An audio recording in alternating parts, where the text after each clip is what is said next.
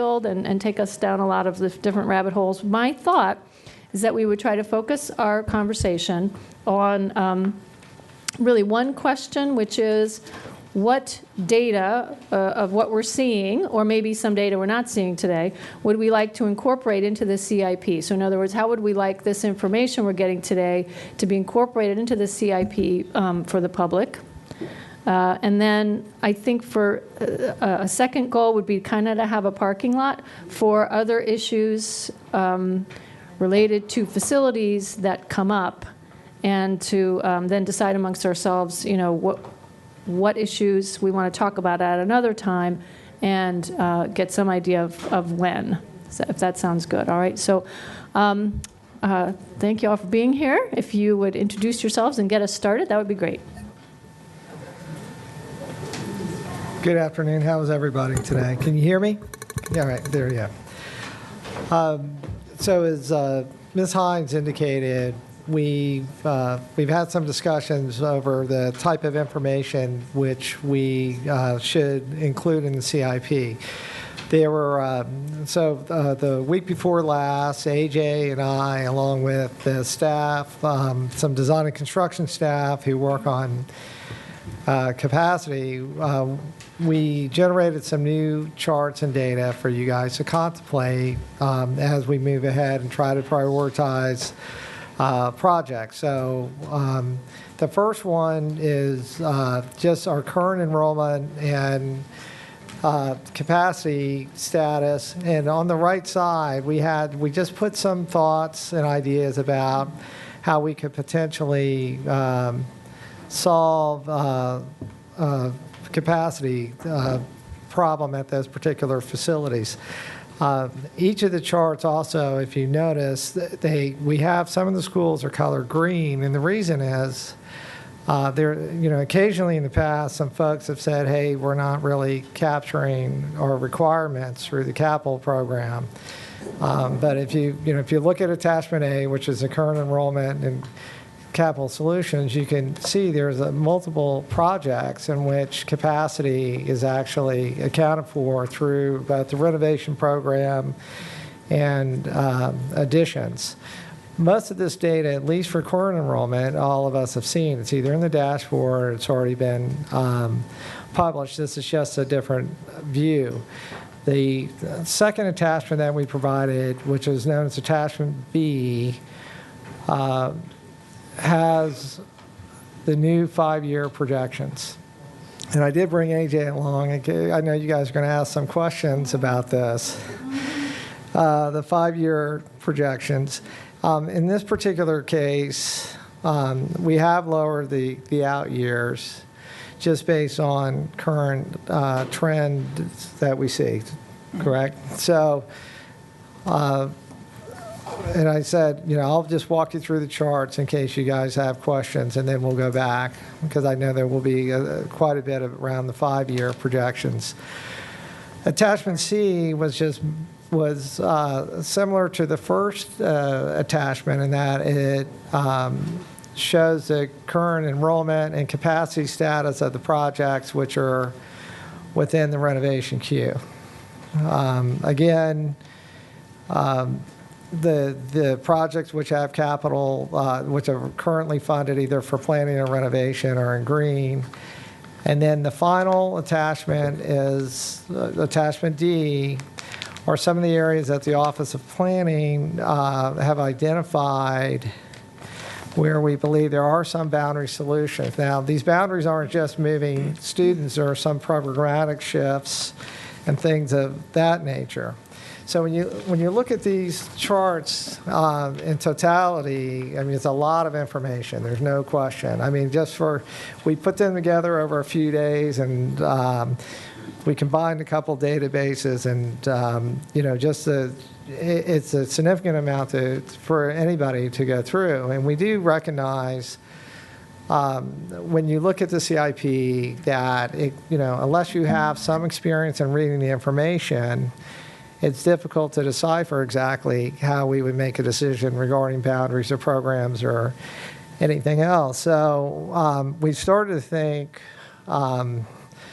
that along with the other information already presented in the CIP, that we probably need to expand some sections that include this data even as appendices, where we begin, at least from the facilities perspective, to identify areas where we have growth. Instead of just breaking it up into the clusters and the pyramids, I think that we are going to have a new section that talks about that. We should probably also talk in a little greater detail how projections are done, and impacts. So that was one of the thoughts that we had, is we need to begin to do that. We do recognize that for us to just throw boundary suggestions out there is difficult, but at the same time, we all know that we have schools where there's problems, and we're not going to necessarily always be able to build our way out of it. So some of these discussions, I think, are good to have. So I believe that captures part of what we would like to do. And if we make the information easier to comprehend and define, it would be simpler for you all to make decisions, plus the folks in the general public to understand how we make decisions and what the information is based on. Okay, thank you, Kevin. So thank you, Kevin and AJ, for being here and for all your work on this. We have so much data, and I think you've put it into tables, school by school, that actually are some information that we've been asking for. So I think that's very helpful. So again, for those of us who got in a little bit late, trying to make sure that we don't range too far afield, because we do have other work to do today. Our goals are really to give direction to staff about the CIP, what we would like to see improved in the CIP, and this data has come to us in response to questions from us and suggestions from FPAC and the community about information that we would probably like to incorporate in the CIP somehow, so that we are clear and transparent with the community about how we make facilities decisions. I think that's and drill down a little bit more to individual schools. So that's, I think, our first question, to give advice and direction to staff on the CIP. And then next is, if we do range into other topics like how, criteria for the queue or how programming affects this, and we likely will, we can also today decide, on a parking lot, what issues we want to talk about later and how and when. Okay, so we'll start with Ms. Smith. I don't necessarily want my turn now, but I had a question. I didn't know if Kevin was going to explain the chart. Attachment B, there was something I didn't understand, so I just wanted to ask that and not have that. Yeah, I think clarifying questions will be very useful. Thanks. All right. So in attachment B, in the projected capacity, 2019-20, I wasn't sure what that really was, whether that was, okay, there's additions coming, so we know the capacity of the school is going to change. If you could just explain that column to me. Sure.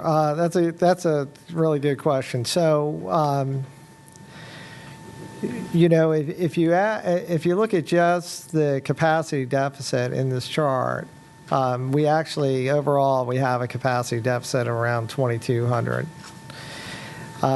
But there's multiple schools there which will be undergoing some type of capital project. If the project is not completed by this year, 1920, I did not include the new capacity because we would not necessarily have the seats, but they could be ongoing.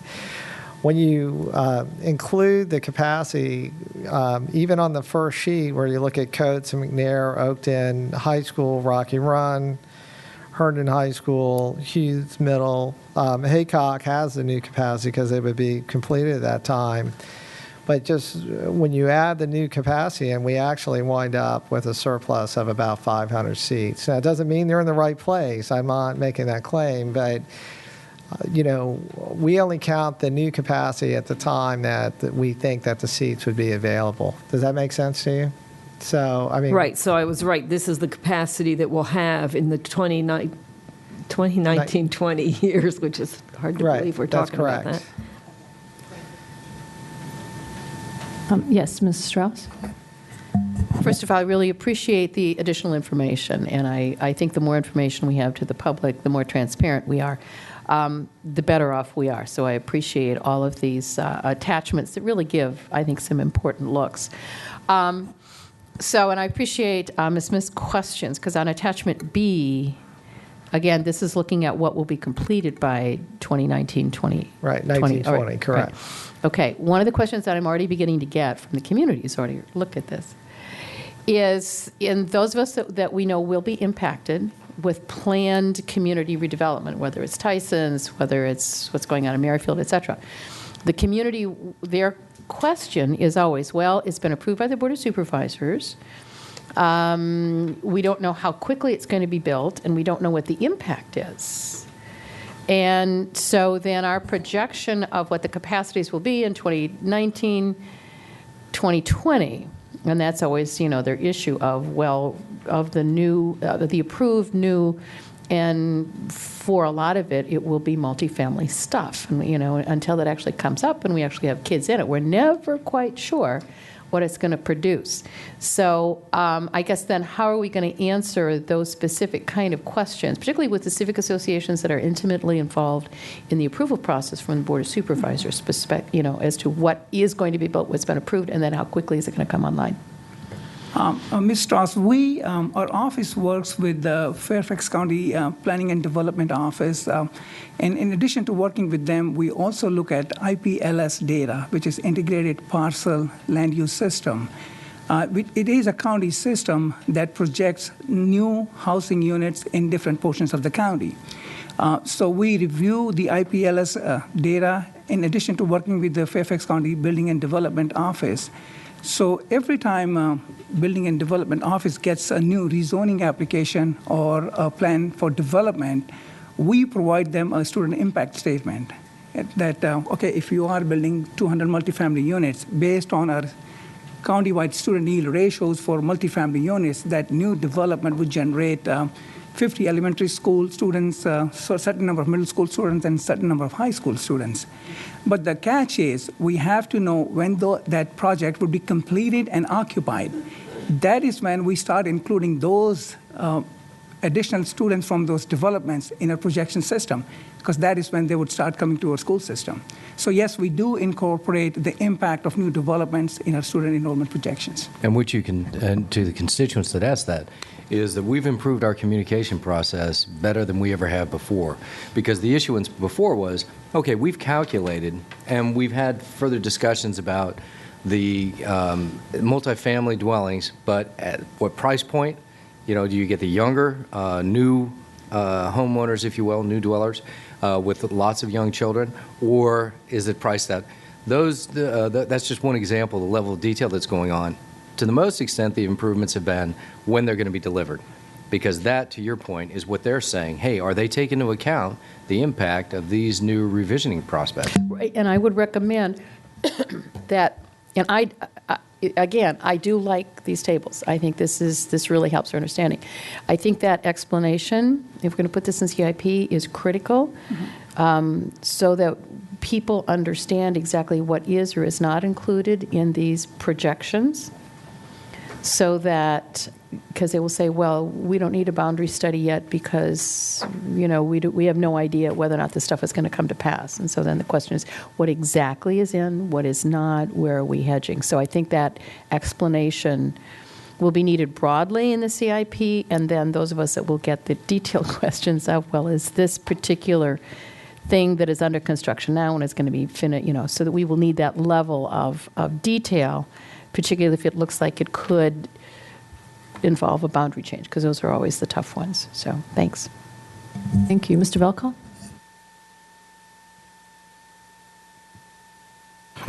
Thank you, Ms. Hines. I was munching on cookies. So I really loved getting a lot more data here. It's fantastic.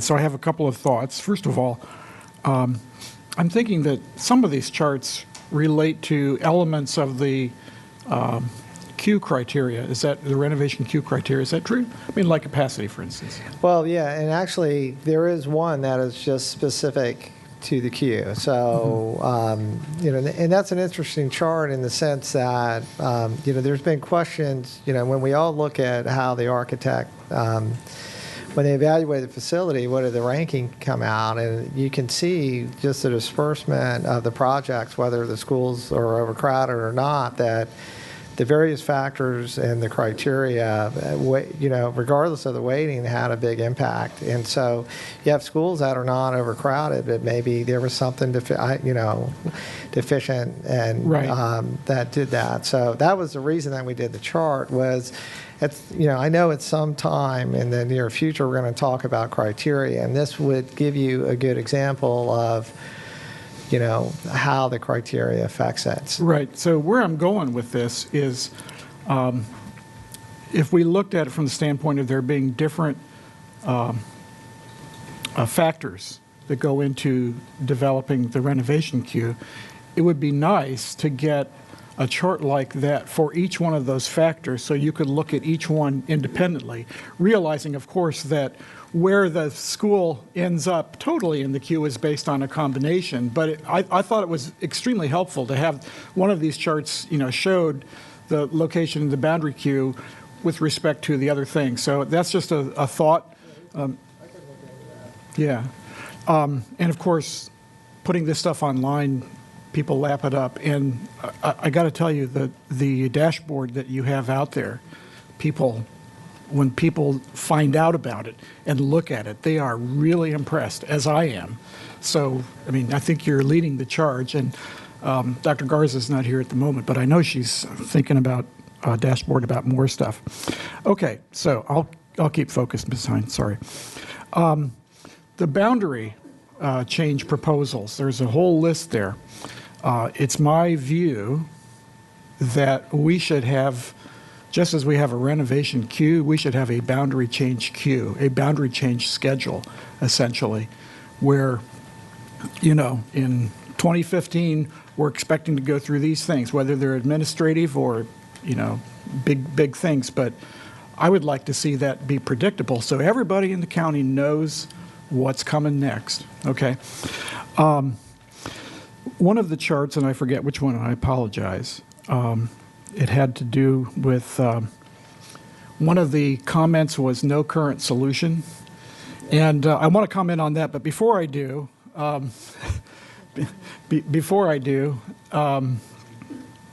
Fairfax High School was listed in the no current solution, and I'm hoping that's based on old data.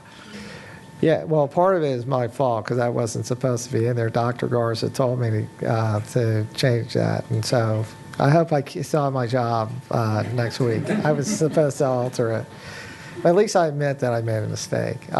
So I think that we have to, what we really want is, I think that some of these require further examination. It would be a more appropriate term. All that, when we look at that, it's like we're not sure that there's a solution that could be that would be politically viable. One of the reason when I put these charts and we stack rank them is for people to start to contemplate that we're going to have to do something. And it isn't just solely facility. All of us are kind of in this together. So that line, if you could, I don't have enough red ink to say requires further examination. So it's my fault. I'm sorry about that. That's all right. Yeah. You can be, it's one thing to be clueless and not know that you're clueless, and it's another thing to be clueless and know that you are. So, because you can make a plan out of the second one, right? Okay. So actually, specifically about Fairfax High School, is there actually an issue that we should be concerned about? Because we just went through a boundary change for Fairfax High. I saw that one in that red. If you want to take that offline. Yeah, we knew it didn't do Okay. It would have been worse had we not done what we did with. Okay. I That's guess a I'd like to short- know what still needs to be done. And you don't have to answer that immediately, but feel free to comment. Okay. Now, to answer your first part of the question, the student enrollment projections do include the impact of the boundary change. And Okay. as we just mentioned that we knew when we did this boundary change that this probably won't provide the kind of relief we are looking for Fairfax. Okay. But yeah, I mean, a lot of it is projected, and we'll keep monitoring the enrollments at the school. And that's why we say to keep monitoring, because Right, right. as we had seen in these revised, the revision of the numbers that we're looking at, we had a healthier projection based upon previous trends, wherein the actuals came in a little bit less. And they came in a little bit less in the areas where we had the most growth. So that's kind of an interesting twist that we have to continue. We're still growing, but we have to look at those rates. So when we put something like this, as Dr. Garza so aptly put out, we really need to say monitor because of it may require further study down the line. It's a 5-year projection. So each year we look at it annually. So would I be correct that the area that we're still feeling concern is basically the Providence Elementary area? Because I think we heard that that's really still a kind of a big issue with the city school board. And they right? keep mentioning it. And that's sort of as where well. it is. Okay. Yeah. That helps. I have one more thing, Ms. Hines. I just have one idea for the parking lot, and that is some kind of discussion of unused buildings. What's the plan? Okay.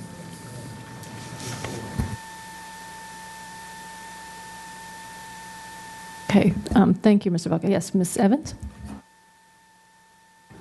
You're next. Yep. Well, thank you for the updated projections, and I did want to raise an issue of concern that we've had some conversations about privately, and that with the 5-year projections, it does concern me that some of them have changed so significantly, and I'm not sure what we do about that, but I think it's something that we need to be aware of, and I'm looking at specific projections in 5 years and wondering, is it time for, if it can't be that precise, maybe we should be going to ranges or something? You know what my concern is here, that, we projected Stewart to be over 500 seats short in 5 years, and now it's more closer to 200 seats short. I understand it's a moving target, but if we're going to be planning, I think we need to, sort of get a handle on that. So I'm throwing that out to you, and maybe it's unanswerable, but, what do we do about planning when we know that some small changes can lead to big changes in our projections? Yeah, Ms. Evans, you raise a good point, one that we struggle with. And not only when we have a decrease in the rate of growth that we projected, but sometimes when we have an increase in the rate of growth over what we've anticipated. One of the things that with Mr. Sneed's guidance, I mean, he had gotten compliments on the dashboard that he created himself for the purposes of further study. One of the things that we continuously are talking about with this new rollout of a new demographic program is to have historical data so that the reasons why things occur. So in a 5-year projection, swing of that, you still have a significant growth at Stewart. That being said, okay, what is it that occurred? And having the ability to go ahead and recall that or present that data, much like these charts, so that we can have that context. We don't currently have things like that. We rely on folks like AJ to talk about, oh yeah, that was the administrative boundary change that we made, and then we grandfathered for this period of time, and then this happened. We need to articulate that a little better in the document. Okay, thank you. Ms. Schultz? So, hi, my demography friends in facilities. Building a little bit on what Ms. Evans is saying and the way that this data is presented. One of the things that I believe is imperative for us to do, and I've shared spreadsheets and numbers and whatever galore, so this is not, unexpected, is our accuracy rates by school. Because how we do over time versus a 1-year projection over the entire district is not of interest, frankly, and I don't even think it's actually meaningful to report. How we're doing in terms of where those students are coming and how those impact individual school buildings is key. And I say that in particular because I I'm struggling with how we approved, and I didn't do a day count, but it's been about 75 days or so since we approved the CIP to now, when we get some really substantially different numbers. So our current CIP that's out on the street is significantly outdated as of now. And I don't understand what has transpired between the time that we approved the CIP. Are we approving a CIP at the wrong time of the year? Are we are we not? I mean, there can have been an operational change in the way in which projections were made in the last 2 months. So how do we as a board who make pretty significant decisions at this time of the year, budget, CIP, advocacies, when we approve a document that within 2.5 months is largely, obsolete? Well, I'm going to let AJ follow up and answer this question, but the quick answer is it's a document that takes an evolution development of time. And the time that it takes to prepare to gather the information from all the different sources and then do the analysis and then present in public, and then the process that I think AJ is going to go through, the timing of it is always a crunch time for us to get that information back, because it does feed into budget. It does feed into a number of things, staffing, et cetera. So the timing of it, in working with financial services, just to use an example, they've asked for us to give them that data earlier if we possibly can. We understand the need for us to be able to give them that data earlier, because human resources meets with principals on staffing, et cetera, et cetera, et cetera. It's all tied, but it is a continuum.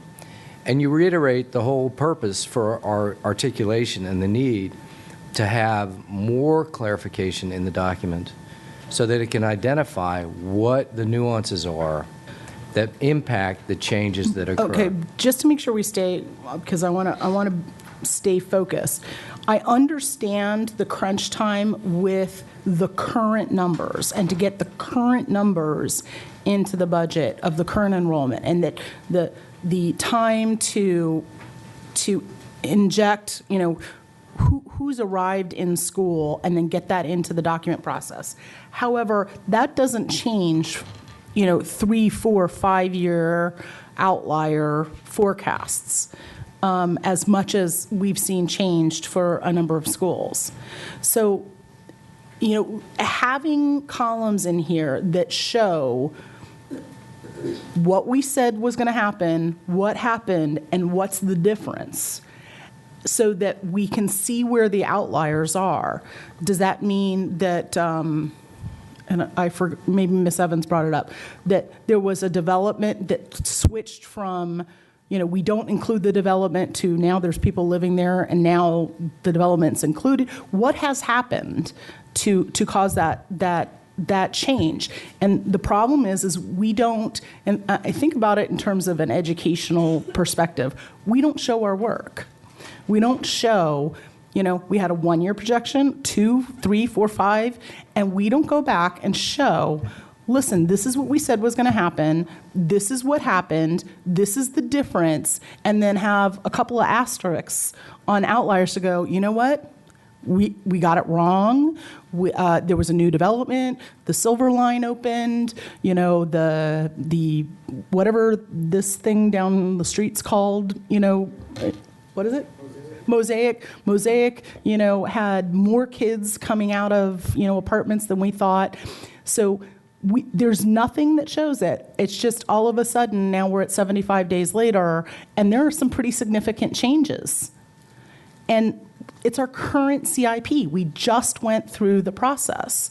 So, we don't have an ongoing, a check your work. And on top of it, this is added in. And this goes back to one of my fundamental cores. If we don't have the numbers right, everything else is wrong thereafter.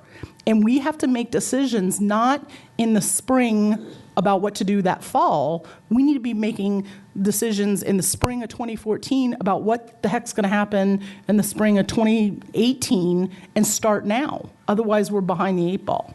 If I could just ask a question. Is your advocacy that we have this in the CIP, in other words, something that shows here was our projection, here's where we were off, in our projection, and then maybe some notes about the history, sort of why that happened? Are you thinking that could be within the CIP, or is that something that we actually within the document? Absolutely, because I think that's at a level of transparency that shows that we're projecting not at a county-wide level, but that we're looking at population centers and where growth is occurring. And in fact, I think that we've talked before about having, the scattergram with the population dots that shows, listen, these are the areas of concentration where we're going to experience problem. And that goes to, what FPAC has said previously, which is you have a process, but the process isn't necessarily addressing where you have problems. So we're stuck in queue mode, and queue for the sake of queue, but the queue isn't necessarily acknowledging a data set over here, which is, I don't care what's happening in the queue. These, 7 or 12 or 15 hotspots are going to occur regardless of what you have in the queue, because there's growth there. And the only way we're going to be able to do that is incrementally showing our work through the CIP of these are the projections, this is what happened, and have it on a rolling basis. It's a show your work. Sure. So not so much, these are errors, but more these are changes in our projections over time, and here's why. So my question for staff, I guess, is I'm trying to envision that in a chart that's and maybe you can do it. That's actually. I think the point, it's not different than what we just talked about with Ms. Evans. I mean, the reality is we didn't just get the other CIP data. I mean, it seems that way, but when we started in October, we just finished the approval process. We're actually 6 months past the inception, the beginning of that discussion. So it is a process. Like I said, when I say continuum, but to the point about show your work, that is really where we're trying to get to, is how to articulate. In other words, these attachments are an enhancement because they provide actually information that when someone says our renovation addition capacity enhancement process isn't where the growth is, well, no, it is. Half of them show that is where we have growth. In fact, one of the charts shows the line, and that shows, based upon the queue, that we have approximately half of the schools that are affected do accommodate growth enhancement through addition. The other half have renovation, don't have that capacity need, but it does show that there is, so you can actually get data there that is forthcoming to the point. I think finding that balance of identification of the silver line comment and the narration of where we don't have that growth, and then for those who need the chart to reflect on the data, it can be better presented, and that is the intent of where we're headed. Not just FPAC, but our working with FPAC, and actually to this body who brought up in the public session the need for a summative chart on where we think the boundaries will need to be adjusted to make it a more compelling, a more informative and informing document, which, by the way, it's been changing since the dawn of time. When I was here back in the 80s, and we went through this with Al Haven and Tom Hatton, and Roger Webb was the director of facilities at the time, planning at the time. It was just numbers by classroom with a brief narrative in the beginning and maps of clusters and pyramids, and what we're going to do. So it continues to change and evolve. So, Mrs. Schultz and everybody, what I'm trying to do is I'm keeping a list of the suggestions people are making for improvements in the CIP, and then I think what we ought to do probably is go back and get a sense of, consensus of the board, because I mean, I don't know that we want to send staff back to do a lot of work if there isn't sort of consensus on something. I mean, am I off on that? Okay. But so I have a few items here, and I'll come back to them. Next is Mrs. Reed. Thank you. Thank you for preparing all these charts. They are very helpful, I think, particularly when you're looking at individual schools and somebody asks you, hey, what's happening there? At least, we have a quick and easy way. So I do appreciate that. However, as I was reflecting on why we are here today and having this discussion, and just to refresh my colleagues' memories, it was because at the board table, when we were voting on the CIP, the majority of us felt that there were some policy issues that should be discussed before the next CIP was developed. And some of those, in fact, have arisen from the FPAC, and we have 2 members sitting here, and felt that it was appropriate to pay due respect and due consideration for those recommendations. So I wanted to kind of turn the discussion a little bit away from the individual sheets and data and tee up some policy issues with the hopes that maybe we can gain some agreement on a few of them to discuss. The one already Mr. Belkoff has mentioned, and that is the inventory and use of all of our buildings in the system, some of which are now office buildings. Another one would be the use of a new school. The whole dilemma, should we build a new school or should we be, renovating and doing additions? I'm trying not to do a laundry list, which is what I had done the last time, if you remember. Another is kind of this cutoff for how crowded is too crowded. I mean, when I look at this list, so much of it is in red, but I think kind of the 115% might be kind of a magic cutoff, and I would think from a policy perspective that might be something that we reiterate. The relative priority for renovations versus additions, I think we should, to me, that's probably one of the tops on the list. Because if capacity is really the number one priority, then why are we doing renovations? One would beg that question. The nimbleness of this document, as Mrs. Schultz has just alluded to, once it's in here, and is it written in stone? Is the queue and everything that's in here, is that the way it is, or is this document living and breathing, and can it adapt as needed? I'm sorry, there are a few more. The whole issue of the queue and the criteria associated with the queue, I do think that we need to revisit that. And I will raise the issue of educational equity, which we have talked about before. And the last issues I'll mention, just throwing out there, is some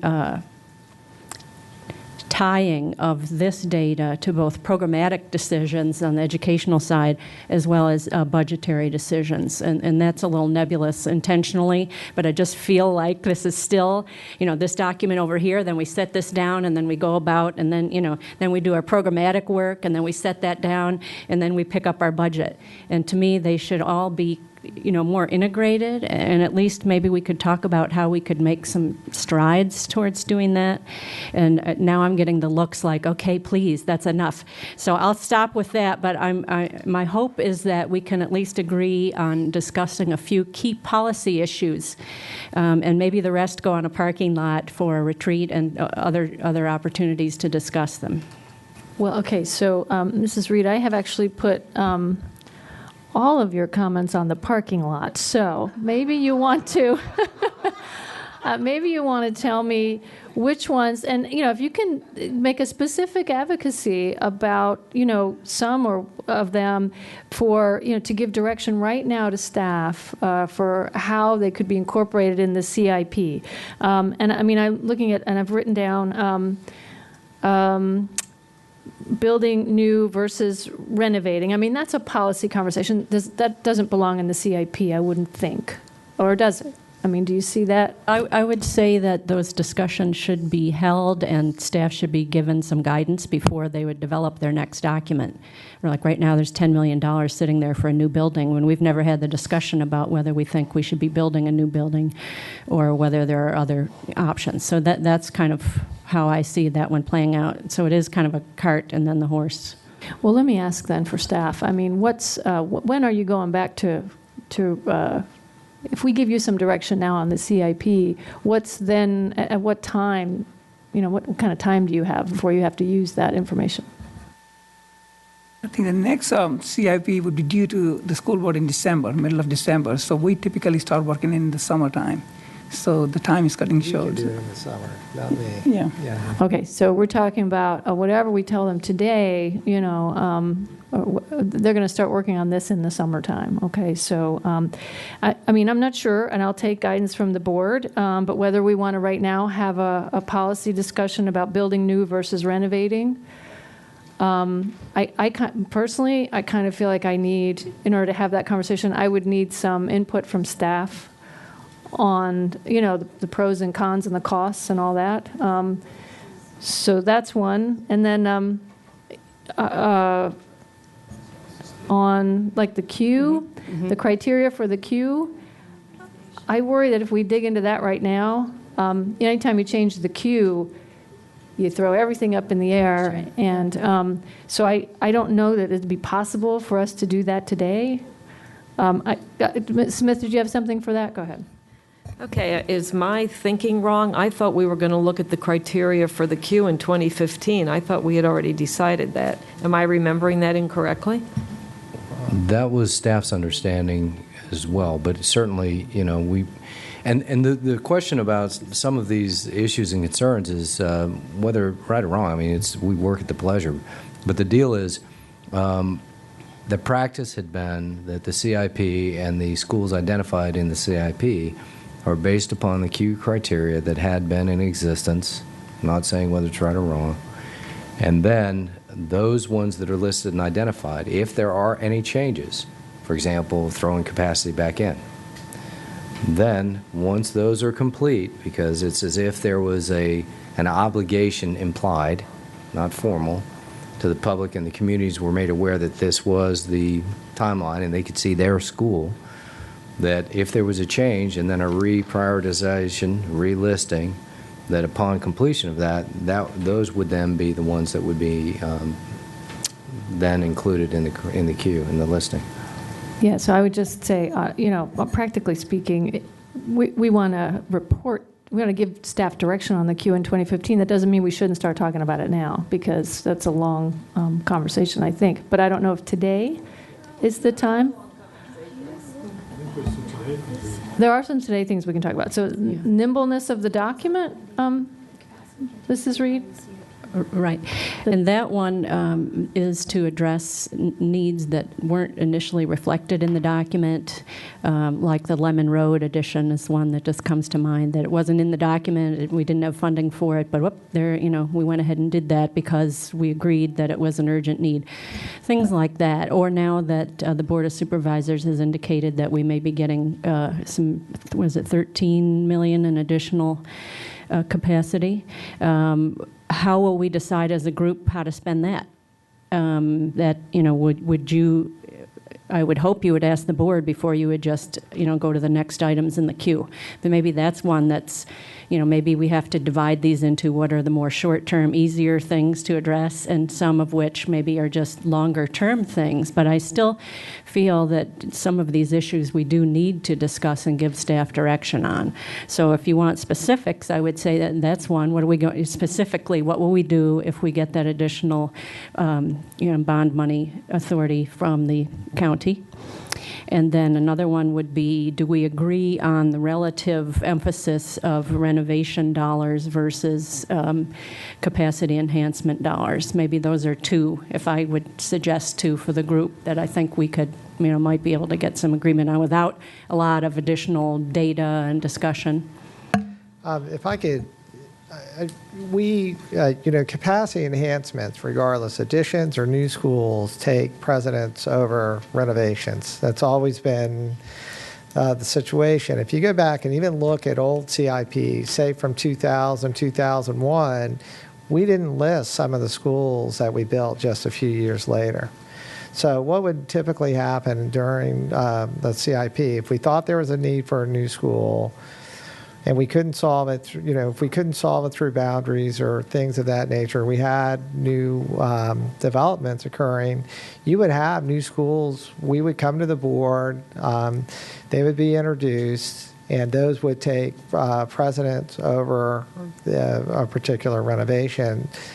The Lemon Road situation is certainly unusual, but we do not have the authority in facilities just to say that we want to do it. We certainly would come to the board.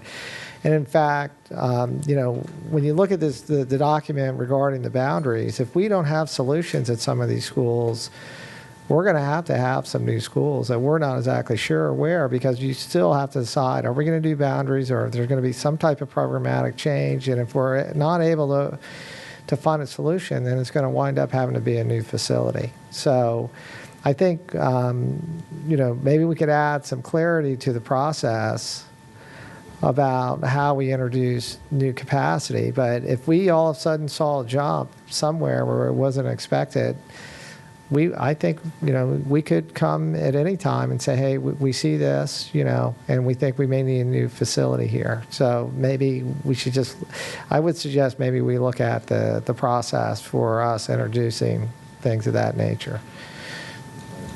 Right. All right, so, thank you, that's helpful. All right, Mrs. Smith, did you have something else you wanted to talk about?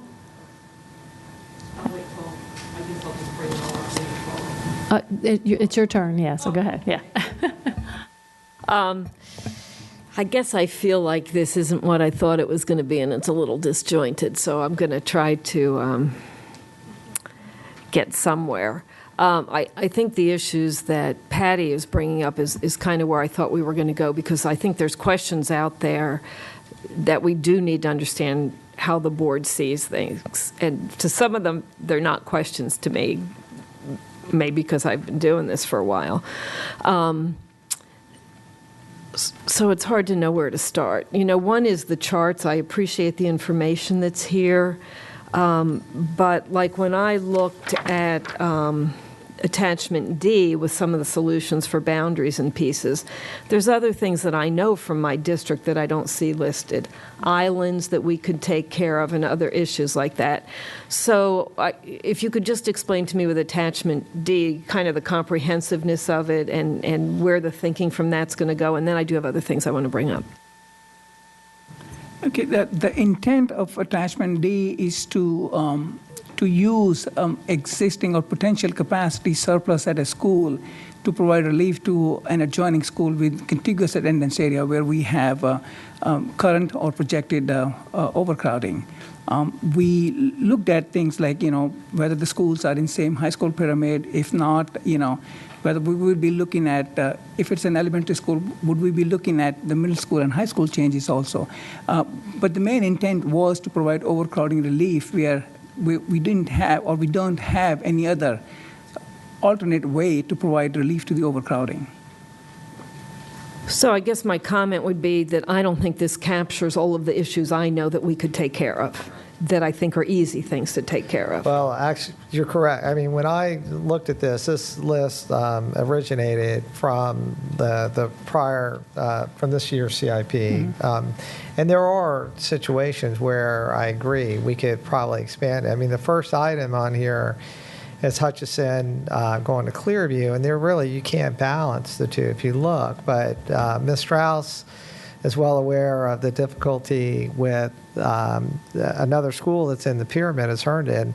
It's taken us only, 7 months to get through their planning commission to get a duplex there. Yes. Clearview's actually in the renovation queue. And what I would probably, from my perspective, I would add Herndon Elementary there and then say, let's go ahead and expand Clearview and get some capacity balances between them. So I think that this is just an initial list to give you all an idea.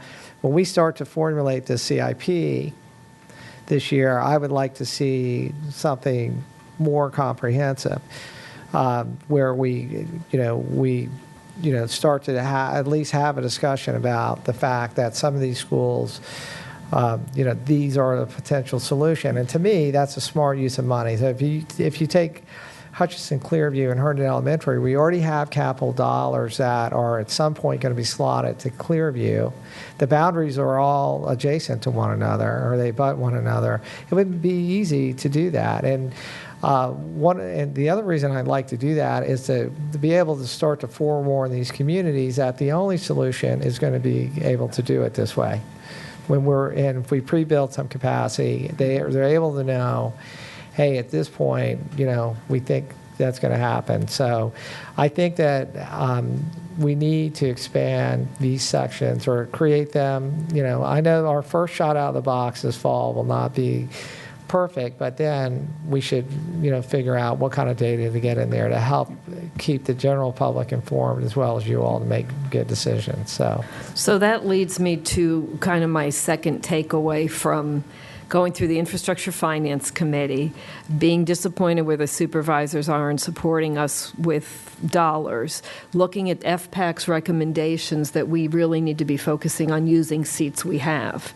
And, maybe this is a policy piece that we need to talk about, but I think we are against push comes to shove. And the only way we're going to be able to afford enough seats is to seriously look at boundary changes. And I know that doesn't make any of us very comfortable, but I think that we have a fiscal responsibility to the community to use as many seats as we can. So I guess that would be a direction that is part of the development of the CIP, that we start looking at using seats where we have them. And the other piece is that programmatic piece. And my impression has been that as staff looks to move programs, that they are talking, that's my expectation, that whichever department it is, they're looking with the facility staff to say, we have spaces here or we don't. But we don't have the flexibility to just deal with tons of additions. If I could ask just to clarify then. Yes. You see the boundary information maybe being tweaked a little bit, or which is what you were asking, right? Or a little more information on there, but to have the data, the chart in the CIP as information for the community, and then also to have us, in a separate conversation, talk about boundary changes, a plan for boundary changes? I don't have the best idea of how to do it, but I will tell you that one of the reasons that the board developed FPAC was to have a community group that could help prepare the community for us using the community resources well, and to being a piece in between school board members and the community to say this is what we're going to have to do. So what's the best way for this to come out? I don't have the details of how to do it, but I think if it's, if the board says, listen, we have to use seats more, staff, when you develop the CIP, use FPAC to help you and show us a plan. I don't want to I'm not the one to say what's the best way to show that. To me, it would just be the policy direction to say we have to use more seats. Okay. There were some things that Mrs. Reed brought up that I do think are vital things for this board to talk about. And one of them is the idea that the $13 million from the Board of Supervisors. So I want to clarify what that $13 million is going to do when we get it in the 2016 budget. It's supposed to free up some of the things we put in the that we bond, like roofs and some other things like that, which then means that we should have $13 million more for our capital list. To me, that's not new money that we make different separate decisions on how to spend it. That just means our capacity has grown, so we move down our list more. It would really concern me if we think, ooh, we're going to, just decide whoever's got the loudest voice is going to get another piece in. So to me, that's not a decision point. It's just, well, we couldn't get them to go from, 155 to 160, but we're going to have more capacity there, so we just bite off more. I do think that the Q criteria is a structured discussion. The board did this previously when I was on the board, so you get information from staff about all those pieces. And it's a structured work session, and I do think we've already decided to do that in 2015 because it's closer to when we do the next Q, so I don't think that has to be a drawn-out process. I do have another concern, and it's that piece that's rolling around with board members with differences of opinions about the current queue and the effect of capacity on how we look at that queue. I'm not in support of saying that let's blow up what we've committed to the public. And so that's a concern for me, but I still feel like that's sitting out there with board members, and there's still some discussion points about that, and I don't know how we deal with that. And I'll shut up for now. Thank you. Those were very helpful. I don't mean thank you for shutting up. I mean thank you for your comments. Mrs. McLaughlin? I would just like to echo support for what Ms. Reed said and about what were we hoping to accomplish today. I remember that board discussion coming away from the last CIP and all of us saying, you know, looking at the recommendation here, it specifically says that capacity continues to be the priority of the CIP, regardless of whether it's gained through, you know, these types of approaches.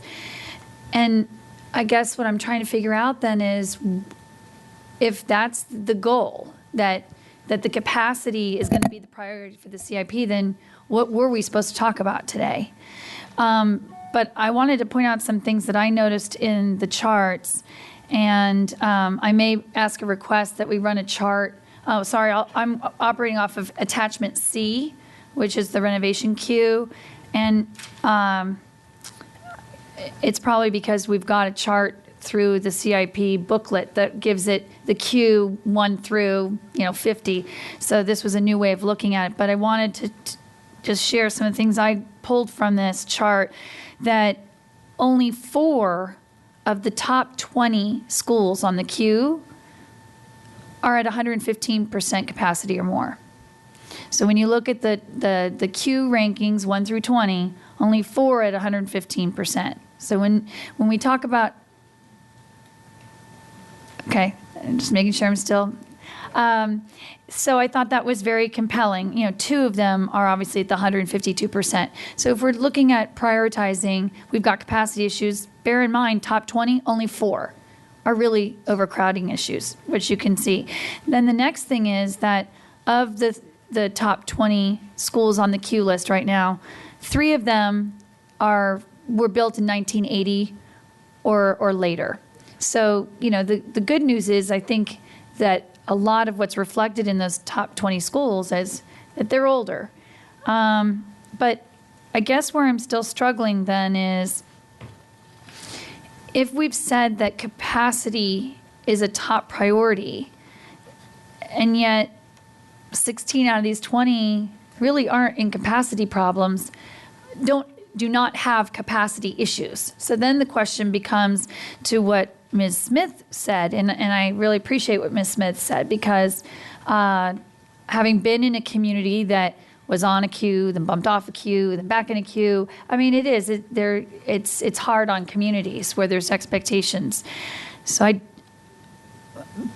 I guess I'm looking at all this and trying to figure out then, I'm going to join the board in January 2012. I may leave the board before I ever have a conversation about how we prioritize our renovations in the CIP. So I guess I was just trying to figure out how we got here.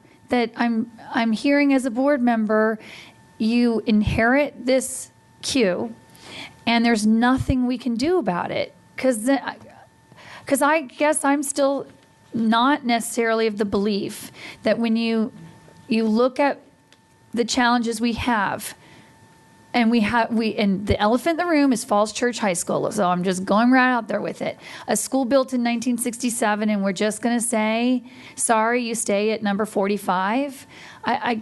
So I'm sensitive to facilities time. I'm sensitive to FPAC and the hard work they're doing. I think in the grand scheme of the CIP, taking away just the one particular high school that we have talked about, I'm really worried that when you look at these capacity issues, there's such an imbalance. I happen to have a lot of the schools that are well under capacity, and they're nowhere near physically where all of the overcapacity is. So when Ms. Smith was talking about, we need to try and solve things where we can with boundary adjustments, but I guess when I think about board priorities, I will say, beyond the fact that I share Ms. Reed's concerns about equity of educational opportunity and aging structures, particularly at the high school level, present a problem.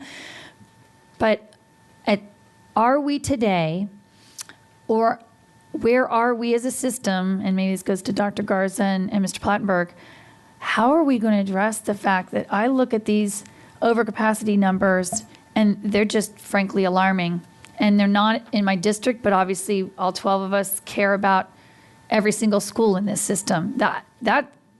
These numbers were shocking to me today in terms of where we're looking at overcapacity, and I don't know what the solutions are. Anybody want to grab that one? I mean, I think that my understanding is part of the issue is the capacity is not a criterion in the queue. And that is, as I understand it, so that is part of the problem. That's correct. The first rendition of this new queue had capacity as a factor. And some of the board members who were here remember, it was in November of 2008, we took that out at the request of a couple of board members, and then we re-ranked it with capacity out as a factor. So, and so really what the chart does, the Q chart, I think it demonstrates that the various criteria, depending on the condition of the school, had a weighting, and that's how those particular schools were done.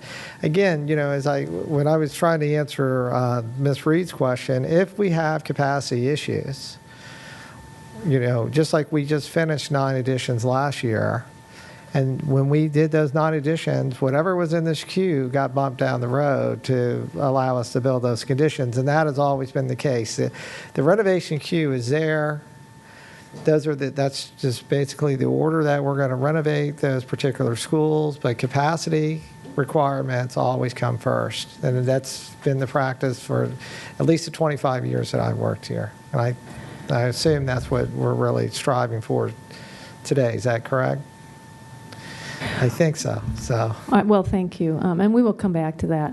I have, if you could, is it, okay.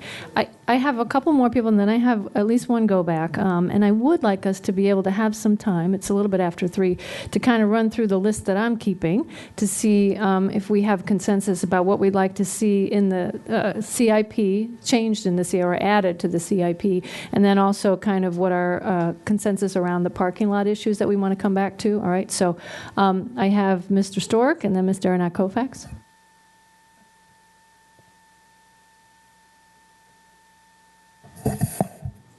Thank you. I have some confusion about the discussion today too, but I'm going to focus on a couple specifics. One is I think generally we need to be more area focused than we are kind of countywide policy focused. So we may have some broader policies, but I think the issues are very different and distinct in a lot of different ways. I particularly, the Richmond Highway area is one in particular grouping that lends itself to action, but I know there's a couple of questions that we need to resolve as well as part of that. First and foremost, the capacity increases and decreases that are in here, are they all consistent with the previous CIP, or have there been changes since the previous CIP? Well, what happens, just so you know, projects that that are in design, the way, and I'm talking mostly about renovations, and I'm surprised AJ wants to sit next to me right when I'm about to answer this question, because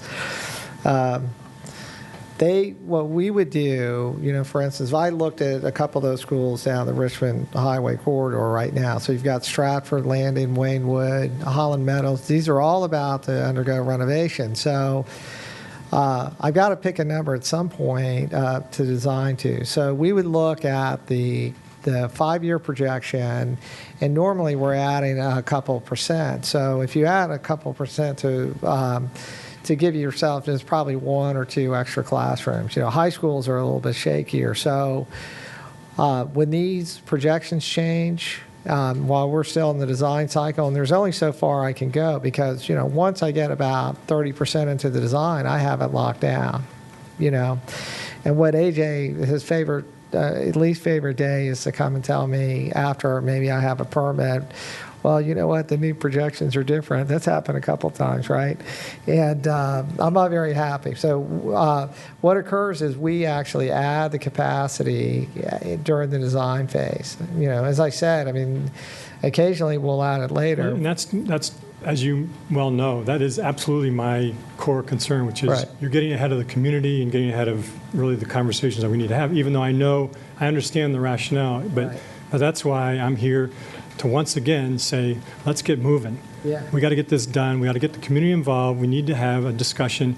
You guys, we can either lead this or the community can hit us on the back end and create all kinds of other issues for us. But we've got to get this done.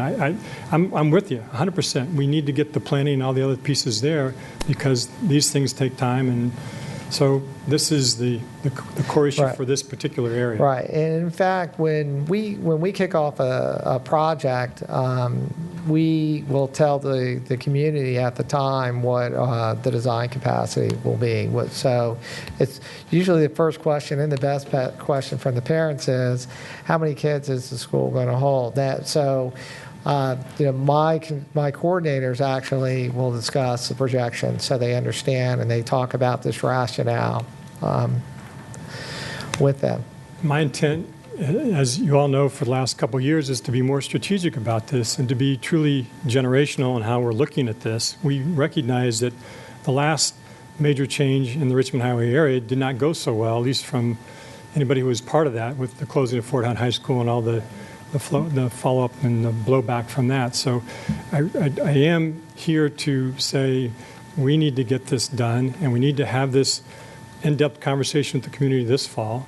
And it does tie back directly into what I know you're doing, which is, you know, designing and building the capacity that we need to fill the 1,000 seats, or to have the 1,000 seats that we need down there. So that's why I was just looking at the increases and decreases that are in there. I'm just like, okay, I'm not really sure where that's coming from. So I know we have some opportunity to utilize some other existing facilities that aren't fully utilized. So that's, the boundary study fits in with that. And I know Mr. Dernak Kofax and I have talked a lot with everybody about the need for programmatic reviews to see how that might influence or affect the outcomes.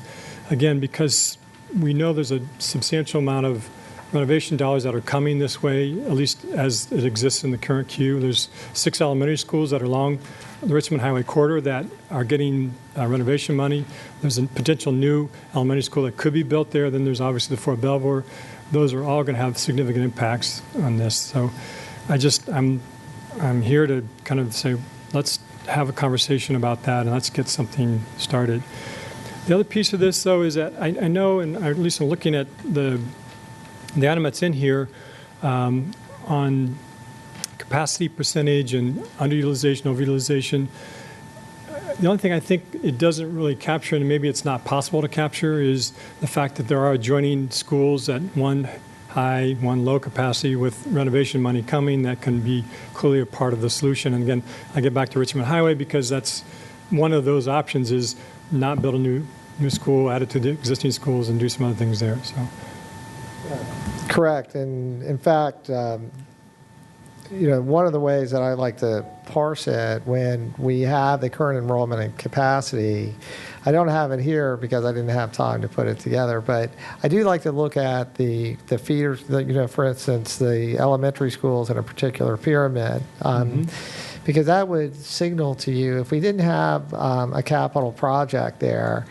And just say you had, in my mind, this doesn't have to be for you guys, but I'm looking at, if I've got 6 schools and there's a significant amount of overcrowding, and there's nowhere to take them. And we don't, I don't think that we want to create a whole lot of new split feeders. That's when we would begin having a discussion about a new facility may be required in order to house those students. And so, as we've had this discussion and talking about how we would display this data in the CIP, and they already do it to a lesser extent back in the pyramids, is I think that we need to identify that, because that is really, some of it would be just maybe shifting a boundary here or there. We don't have, we don't necessarily build our way out. If you have adjoining schools, one has space, one doesn't, then we just use it that way. So the last 2 points I'll make, and then I'm done. First is I think this process should really be a three-part process. There's boundaries, there's programmatic changes, and there's capacity. And I think those are the three parts of the equation that need to be part of each one of these. And for Richmond Highway, we need this started now. We're way overdue. Thank you. So, I'm sorry, Mr. Stork, could I ask you, when you talk about programs, you said boundaries, programs, and capacity. So programs is not something, I mean, we have some data here that we can incorporate in the CIP on boundaries and capacity, right? We don't have anything on programs. I mean, would you like to see, we'd like to see us ask staff to do something in the CIP right now about I programs? realize it's much more complex. I know Dr. Garza and I have had some conversations, and it wasn't a first-year focus, which is, it shouldn't have been a first-year focus, but it is a broader focus that we've had about addressing some of the special needs in areas, and Richmond Highway has some special needs that need to be addressed. And how do you do that? And again, I'm going to defer back to Dr. Garza and staff because they have some groundwork they have to do. You know, I have some advocacy, I know, and Tammy and I, we've talked clearly about some of the advocacy that we have on this issue. But it is a complex equation, and there's timing issues that affect that separately. But I personally believe it should be part of our CIP process, at least as an addendum or appendage or something that talks about how you could influence enrollments at different schools by doing different things. I mean, Bailey's is one big programmatic decision, let's face it. I mean, they create a magnet school. We've chosen to leave it that way, and as a result, it's been overcrowded. You know, I had some concerns about why didn't we choose differently, but that was what we've done as a board. We have those similar kinds of choices and options that we could consider for other areas as well. Dr. Garza, did you want to say something? Yes, actually, as you went on further, you actually said what I was going to say. But essentially, I think it does have a place in the CIP. It doesn't have to be specific to the type of program, but it's about how do we utilize current capacity. And it's certainly about, on one side, making the correct decisions about where to place programs, even our AAP centers, and moving forward, how that affects enrollment and capacities over time, because as these guys will tell you, it has a significant impact. Also has an impact on transportation, which we were talking about earlier. But then on the other side is how do we encourage, in our underutilized schools, more folks to stay or come back or want to be a part of that particular school. So I think it does have a place as long as we don't get into the specific programs. Thank you. Ms. Derenakova? Yeah, I'm sorry. Yeah. Let me just add, the other part of that is that there are opportunities. We do have a need to look at new programs as well, and it doesn't per se fit into the CIP, but it absolutely needs to be, because that will influence enrollment and affects how we utilize capacity as well. So thank you. Sure. Okay. Ms. Derenakova? Thank you. Mr. Stork allowed me more brevity to my comments, but let me further define his, and I hope this doesn't come off as being, toxic. But I have there's a couple things that I see. I see a siloed approach, and I have to say that I only attended one FPAC meeting, but it was very siloed when I did attend it. Programmatic concepts were not taken into account, and this was 2 years ago when I attended this meeting, and they only dealt with things in terms of capacity issues only, not how certain children who lived within those boundaries who needed specific programs. And so while I strongly appreciate all of that work, I definitely think we need to look at the FPAC group and look at them and maybe help them along. And also staff, we've talked about this a lot because Mr. Stork and I have met with you so many times about the Route 1 thing. And you, by your own admission, and this isn't a negative thing, it's just the way it is. It's siloed. It's you look at capacity, and then we need to go over to instructional services and see how that works. And so how can we look at this in a broader... What are you laughing? He's laughing. He's like, yeah. But that's kind of the way it was structured, and I am assuming that's FPAC began their quest in that way because that's the way we're structured. So they are an offshoot of us. They are the experts in that. But Mr. Stork said it well. You know, there's boundaries, there's capacity, but then there's that program piece that we feel is lacking, and I think Dan and I know specifically how it's lacking because of the inertia in our words. And it's not anyone in particular, it's just the system. It's kind of the way the bureaucracy falls. And I know, Dr. Garza, we had, just so you all know, we have had several constructive meetings, but I know we're waiting on some information back from you and Mr. Plattenberg with programmatic changes that could potentially, and many different types of programmatic changes that could be out there in the community, and how those will then affect capacity. And I know you're all on board with that, but those are the types of things, and it's not an easy, as Dan said, it's not an easy solution to try to figure out all of those things in addition to the numbers. To the numbers and all those nuances with the programmatic changes, with the specific children that come to that community out of the blue and their particular needs. And so, any comments? One of our biggest challenges. You covered the broad. I agree with everything you say. But in terms of it is the bureaucracy, right? We own that, and I'm pointing at me. And so we recognize, I think part of fixing a challenge or fixing an issue is identifying that we do have an issue. And we have made decisions around where we place programs for reasons that weren't complete. Or maybe they were at the time. No, I'm talking about just the AAP. I'm talking about where we put specialized programs, where where a principal might be receptive to it. I mean, I could go on and on. So I think we recognize that we've got to own that. And we've got to be much more collaborative and not siloed. So I think you'll see improvement there, because we do what's happened in the past is we make a decision over here, and then, by the way, we expect them to jump and fix it. And that's just not the way you utilize our resources. So anyway, it is the way maybe we recognize we've had some of that experience, but moving forward, we're committed to fixing that. Okay. Okay, thank you. I have one go Mr. back. Plattenberg had a comment. No, I just agree with Dr. Garza. The one thing I'll speak for FPAC, even though they can counsel me later on this, is that they've been receptive to work on anything. In fact, they're eager for me or us to give them things to work on. They've worked on some broader scheme of things with these circles in their retreat that I thought were a brilliant idea, that looked at radius around individual schools. And it showed, how some of our boundaries, you can just mention the Langley-McLean, how it goes all the way up to Herndon. We all know about some of those nuances that are rather unique. So I think they're eager if we give them a task to work with the capacity. The challenge with the Route 1 discussion is that it gets into a lot of these different larger policy and vision pieces. Right. And so for staff, it's like we can be creative. I'm meeting the needs of my capacity at the elementary level, because if the Fort Belvoir drops out of the sky, Woodlawn, the number of renovations that Mr. Stork referred to, I'm meeting my elementary capacity. But as you've so aptly pointed out, that's not the deal of what we're talking about.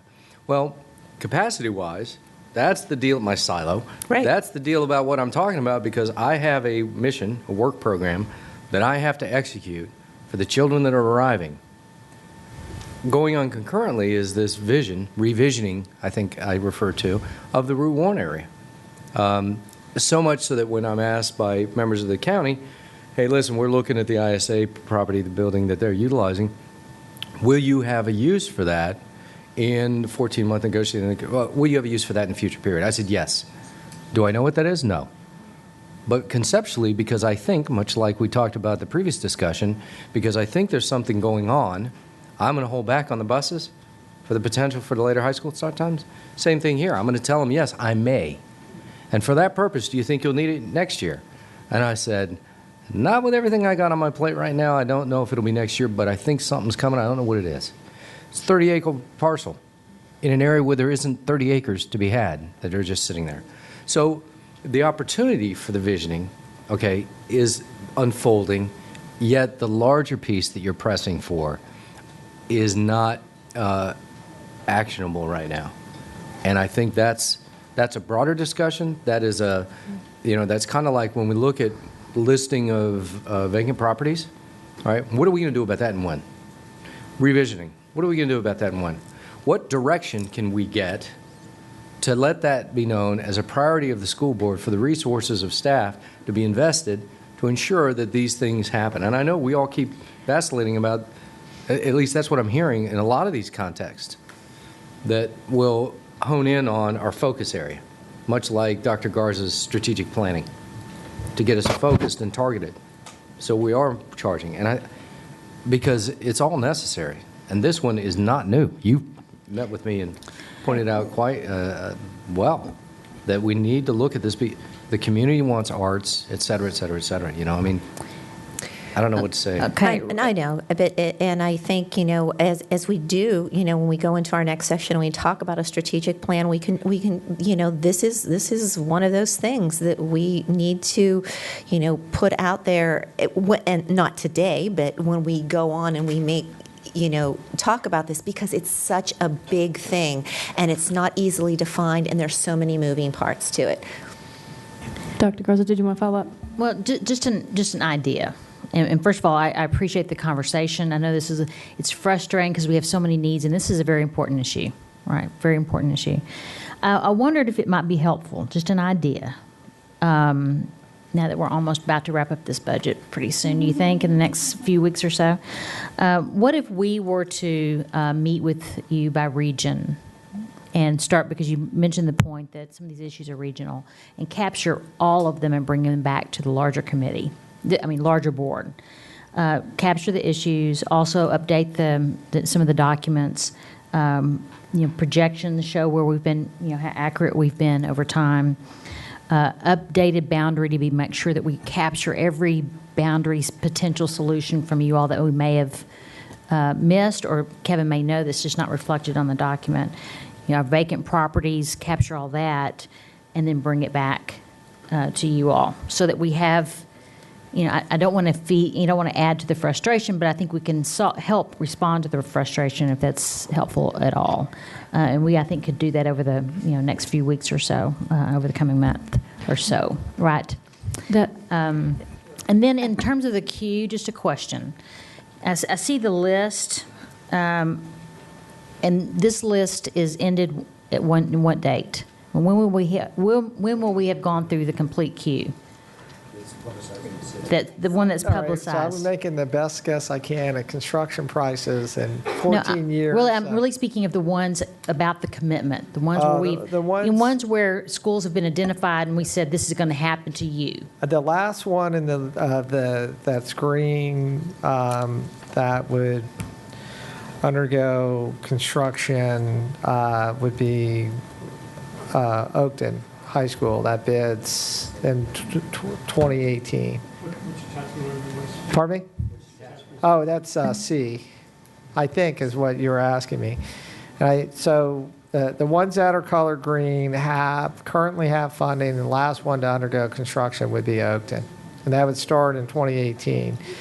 And I haven't named a new school in the CIP since last year's CIP. So this current edition, we didn't name any new schools, knowing that you all were going to look at the criteria. So it ends at Oakton, and okay. I was assuming that there was a chance that we could have a re-ranking, and you guys asked me not to name a new one. So you would have a lot, if we just stopped at Oakton with the money that I currently have cash flow and shown, there would be a significant amount of cash there. I wouldn't know what to do. It'd be a lot. Well, the reason I asked that question, I do think it's important, particularly those who are expecting, we need to follow, I think we all would agree on that we need to follow through with those that are expecting, because it's been reported. And by the way, one other group that I think would be important, I'm very happy to meet with our team, and that's FPAC, to get their perspective, to make sure that we're well representing their expertise and their very hard work in this area as well. So if it helps for us to kind of capture and synthesize all of your perspectives and feedback, and then, of course, FPAC and bring it back. We're happy to do that if that's helpful. So that sounds like next steps, Mrs. Goddard? We'll get there, right, but I think those are helpful next steps. I have 2 go-backs so far, and, that's 3 go-backs. And, okay, one more. All right. I have Ms. Schultz, Mr. Velkoff, Ms. Reed, and Ms. Smith. And then if possible, we should probably try to synthesize and wrap up. So, Mrs. Schultz? Okay, so a couple things. One, I hear an advocacy already without us really even having, I think, an expanded data set for kind of almost large-scale school boundary changes. And one of the fundamental things, and I mean, I feel like a broken record, is the SAC, rooms and 6,000 potential seats in elementary schools and where we are. And I feel like I've been asking this question for 2 years. And I'm not annoyed with anybody in particular, but I'm a little bit annoyed that we're at a stage where we have a dearth of seats and I don't know where we are on this. And I sort of feel like I periodically just have the opportunity to bring this up and say, have we renegotiated the MOU? Have we looked at it? This is a way to recapture seats. How are we progressing? I didn't know if it was part of the Infrastructure Finance Committee or part of facility. I don't know where this is, but these are real solutions that are low impact, reduce class sizes, don't impact the budget, don't, upend communities. So that's another one that I'm going to be, frankly, persistent until I have a reasonable answer on. And then, when I look at, and I think it was Ms. McLaughlin who brought up the number of schools who are in that high, 115 and beyond. And this is another struggle for me as I look at where Greenbrier East falls, and we just spent, $7 million on a renovation at Greenbrier East.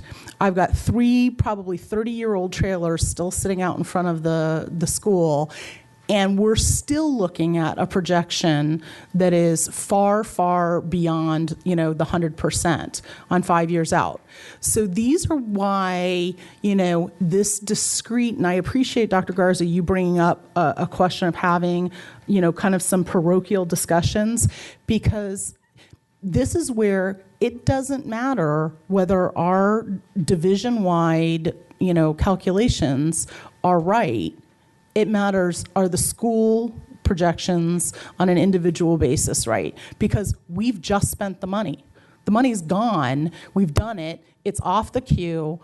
And we're still in the stratosphere on expectations for future utilization.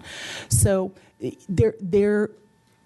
does bring into question how we're using facilities that we already have. It does bring into question SAC. It does bring into question what our approach is vis-a-vis trailers. If we're doing expansions, planned expansions, is the plan at the end of an expansion to accommodate future growth, or are we accommodating the growth that we had 2 years ago at that point, and so we're left with trailers?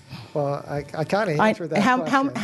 How many questions did I roll into 90 seconds? Well, if we go back to SAC, it was a number of them. And the SAC discussion, I am in the process of reevaluating because I was asked that.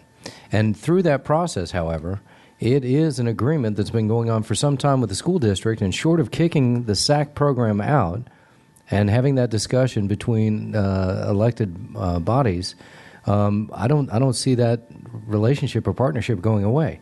There have been improvements that have been made where the 2 classrooms, one classroom has been more reasonably utilized in the schools, and that's been, for the time I've been here, a lot of hard work to develop improved relationships.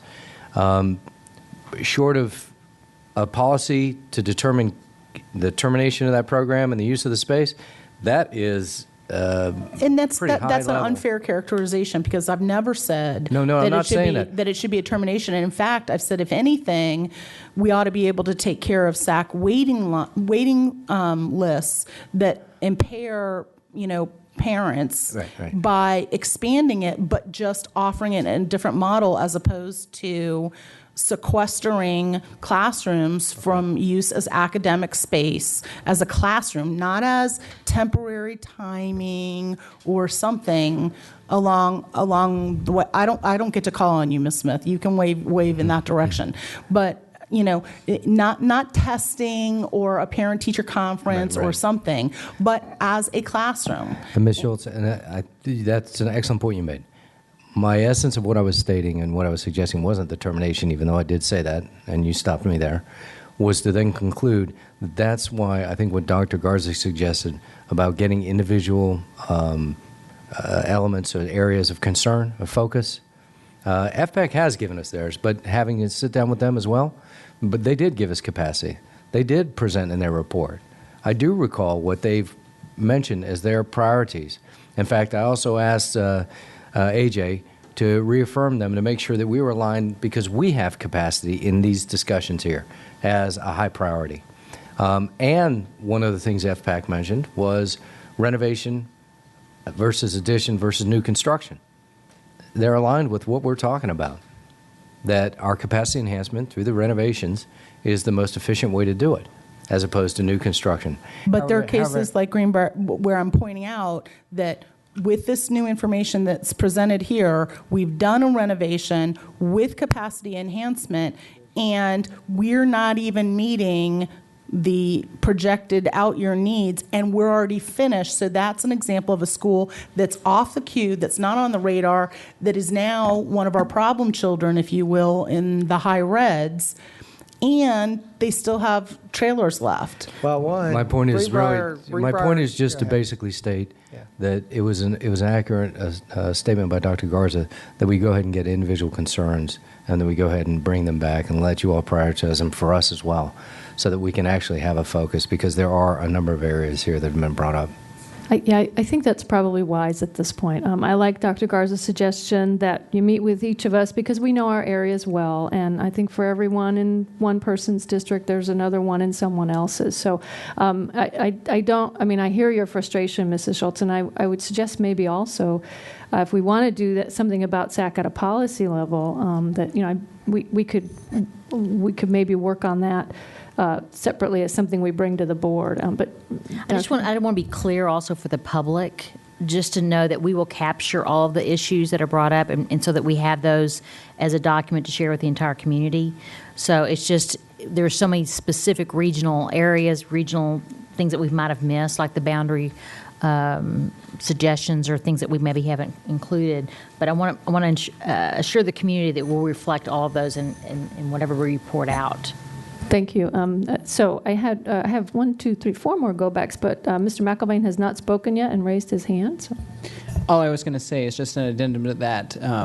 For that large members, we don't need to be in those discussions, but as long as you can keep us apprised of what goes on, would be much appreciated. Thanks. All right. Mr. Velkoff for a go-back. I will be brief. For the parking lot, another thought, and this came from things I've heard from FPAC, maybe there's a policy discussion around targeted improvements, and this gets to Mrs. Reed's point about educational equity. In other words, what if we were to, instead of renovating a school, go in and upgrade the science room or upgrade the music room or something like that? I think there's maybe some conversation that could be had around that. Thank you. Ms. Reed. Thank you. I'll be quick.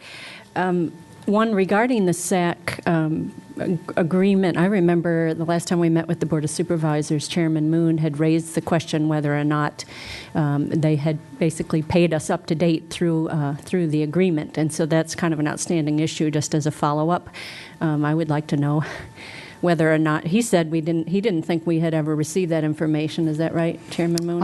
What I heard at the meeting was, county claims that they have paid us in full, but I want to hear the confirmation from our staff that they have in fact paid us. Let's just answer the question. All right. I'm sorry. County payments for SAC rooms, are they up to date? Have they paid us in full? County payments, I think based on the agreement. Yeah.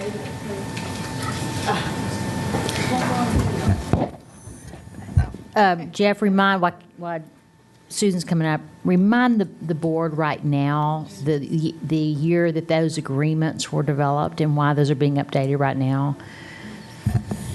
Then In the 80s or something, it was a I revision? believe it was actually in the mid-70s. In the 80s, there was a revision, but I think based on that particular, I believe, agreement, the payments are up to date. Because there were no, I don't believe, provisions within the agreement for us to have the incremental payments increase based on the capacity needs and the space being used. I believe that is the last understanding, unless, Jeff, you and your team have some other information. Yeah, we disagree with that. I mean, I understand the technical phrase of in accordance with the terms and the cost at the time. Because I was quite surprised I'm to hear sorry, the Mr. response from the county staff that they update and up to date in payment to us, because I had always under the impression that there wasn't the case. Right. But if it comes down to interpretation of some terms in that 40-year-old agreement, let me just point out one thing, if you don't mind, Ms. Ines and Mr. Prattenberg. At the budget markup, county's budget markup a couple of days ago, was yesterday. God, that was yesterday. I just want to forget about what they did yesterday. But at the budget markup, as part of their, budget guidance, they basically directed their staff to work with our staff to work on SAG issues, including how they want to expand the capacity of a SAG program, et cetera. I think that's an opportune time when we can bring up all of these issues that board members are interested in, have concerns about, including, Mrs. Schultz's, that, recapturing some capacity back if we can, or if that's not a solution, if it's not a viable option, then, how to deal with this, including, obviously, updating the 40-year-old, agreement. Okay, thank you, Mr. Moon. And I think we probably, do I sense that we have consensus on our board that if we could, if our staff work with county staff on better utilization of SAC rooms, as that, in agreement with the county? Maybe I'm going too far. I want to hang on, Mrs. Smith. Ms. Reed, were you finished with your? No, just two other points very quickly. One is back to the question about what else could be added. I would like to see the proffers, and this comes as no surprise to you. I would like to have those be explicit somewhere in the document so that there's a history of where we received those funds and what they were used for, and especially because the new laws are telling us we have to use them for capacity enhancement. So that might just be comments in the cluster section or something, but I just didn't want to lose that point. And last but not least, I can't help but beat a dead horse looking at the renovation queue and looking at all these reds with the percentages, but yet many of them are not funded. And so that, to me, without getting into any details, you look at this and you say, hey, wait a minute, if all these are, so much over capacity, how come many of them are not funded? And I realize the answer is because the queue didn't take into consideration capacity. So that's a red flag to me about a need to have a discussion, because it's a nice to have to renovate facilities that are under capacity, but I'm not sure it's a have to have. Okay, thank you. And I have Mrs. Strauss and Mr. Moon. Do you still need to go back? Or? That was what I wanted. That was it. Okay, so Mrs. Strauss and Mrs. Smith. Okay, first, I was just going to give just a little bit of context just to remind people sort of the ongoing frustration for capacity, trying to figure out where we're going, and it never gets solved. It's like an amoeba. Years ago, we closed Fort Hunt, horrible. We closed a lot of schools. We wish we hadn't. Then we were told we would plateau when we were at build-out in Fairfax County. Well, I will never believe anybody who ever says we're ever at build-out. If there is money to be made with development, it will be made somewhere, somehow, and we will have to continue to build schools. So we will never solve this. It's just an ongoing challenge.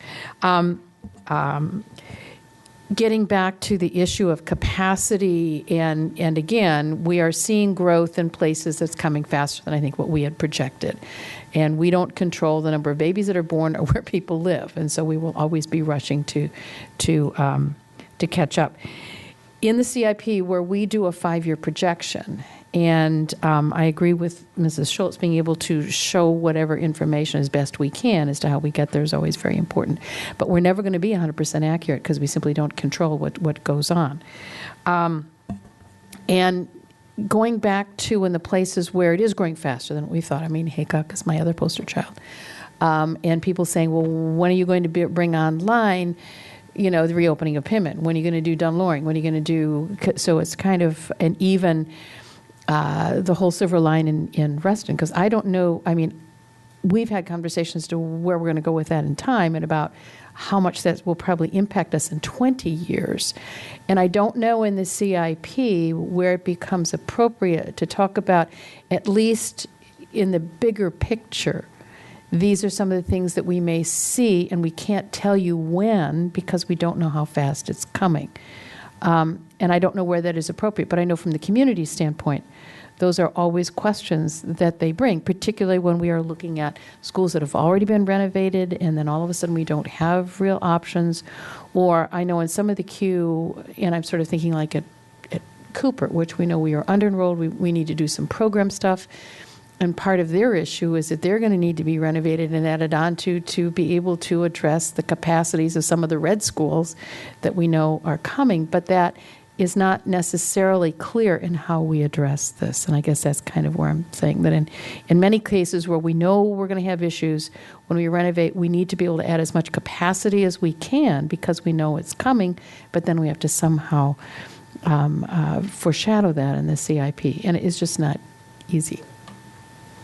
So that's kind of what my intention that whatever these sections we add is to foreshadow our thought. I mean, we have Thoreau under renovation now. We're adding capacity. At that time, you know, the thought of Jeff's predecessor was let's add capacity. Of course, we didn't bother to tell anybody that we may need to reboundary some folks in there. So the school's under, you know, renovation.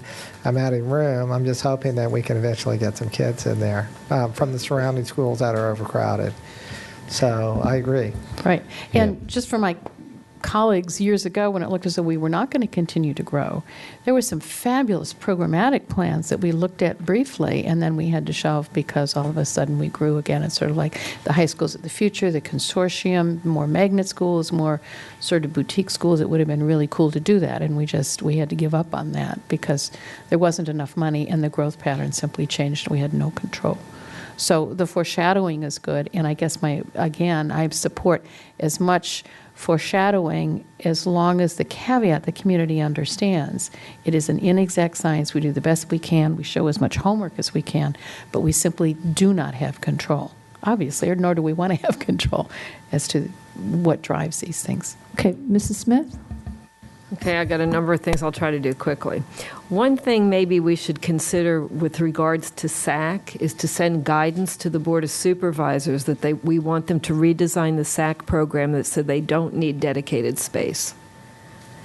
They provide guidance to us all the time. Some of us at NSBA saw vendors that provide programs that don't need dedicated space. So it's our turn. Let's send guidance to the county, redevelop SAC, no dedicated space.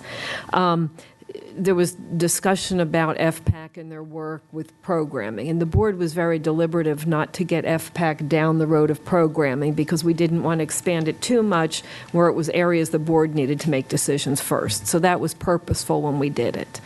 The other thing I want to talk about is, and I think Kevin addressed this, the idea of capacity coming first when we do things with our $155 million.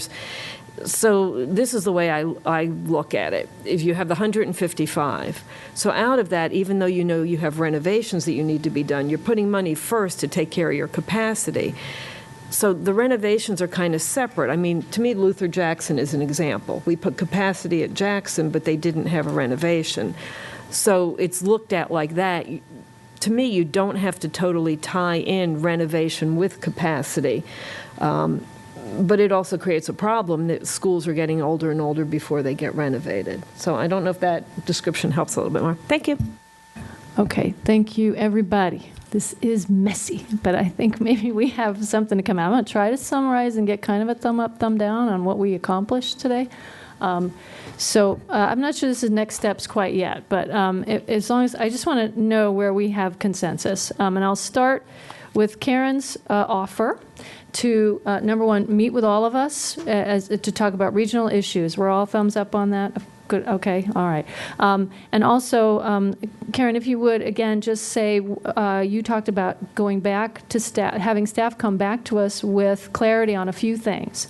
And I didn't write them all down, but it's... Okay, let me see if I've gotten yes, them. okay. And I think it will be also, we'll bring up the CIP and ask you all, as when we meet with you all, what's not reflected in the CIP that you would like to see reflected. So we'll Okay. capture that as well. But something we heard today was to show over time the trends around projections. And that's summarizing what you said. Update our boundary summary of schools, because Kevin mentioned some of you mentioned some that maybe not reflected on the list. We really need an accurate, complete, I think, list. What we're doing with vacant properties, I think, was something that you want in there, you know, where they are, and maybe even if we don't have a projected goal for them, but at least a list of all current properties. Our proffers, see, I was listening. And then I think that's all I had. Did I miss any? Okay, well, did you mention coming back to us with anything on programs? Or is that... I think we can reflect programs. I wouldn't reflect it in the CIP, but we certainly can reflect where we think we need some specialized programs after we have some conversations with you all, because I have visited with a couple of you where we feel like, and I think at the same time we can talk about maybe some of your schools where we have specialized programs that have created some, challenges with space as well. So we can put that on our list. How programs are affecting capacity could be one of our key questions. Okay, so then for the CIP, maybe I heard this wrong. Do we want sort of a narrative in the CIP about how programs affect affect facilities? Just a narrative? Mm-hmm. Okay, all right.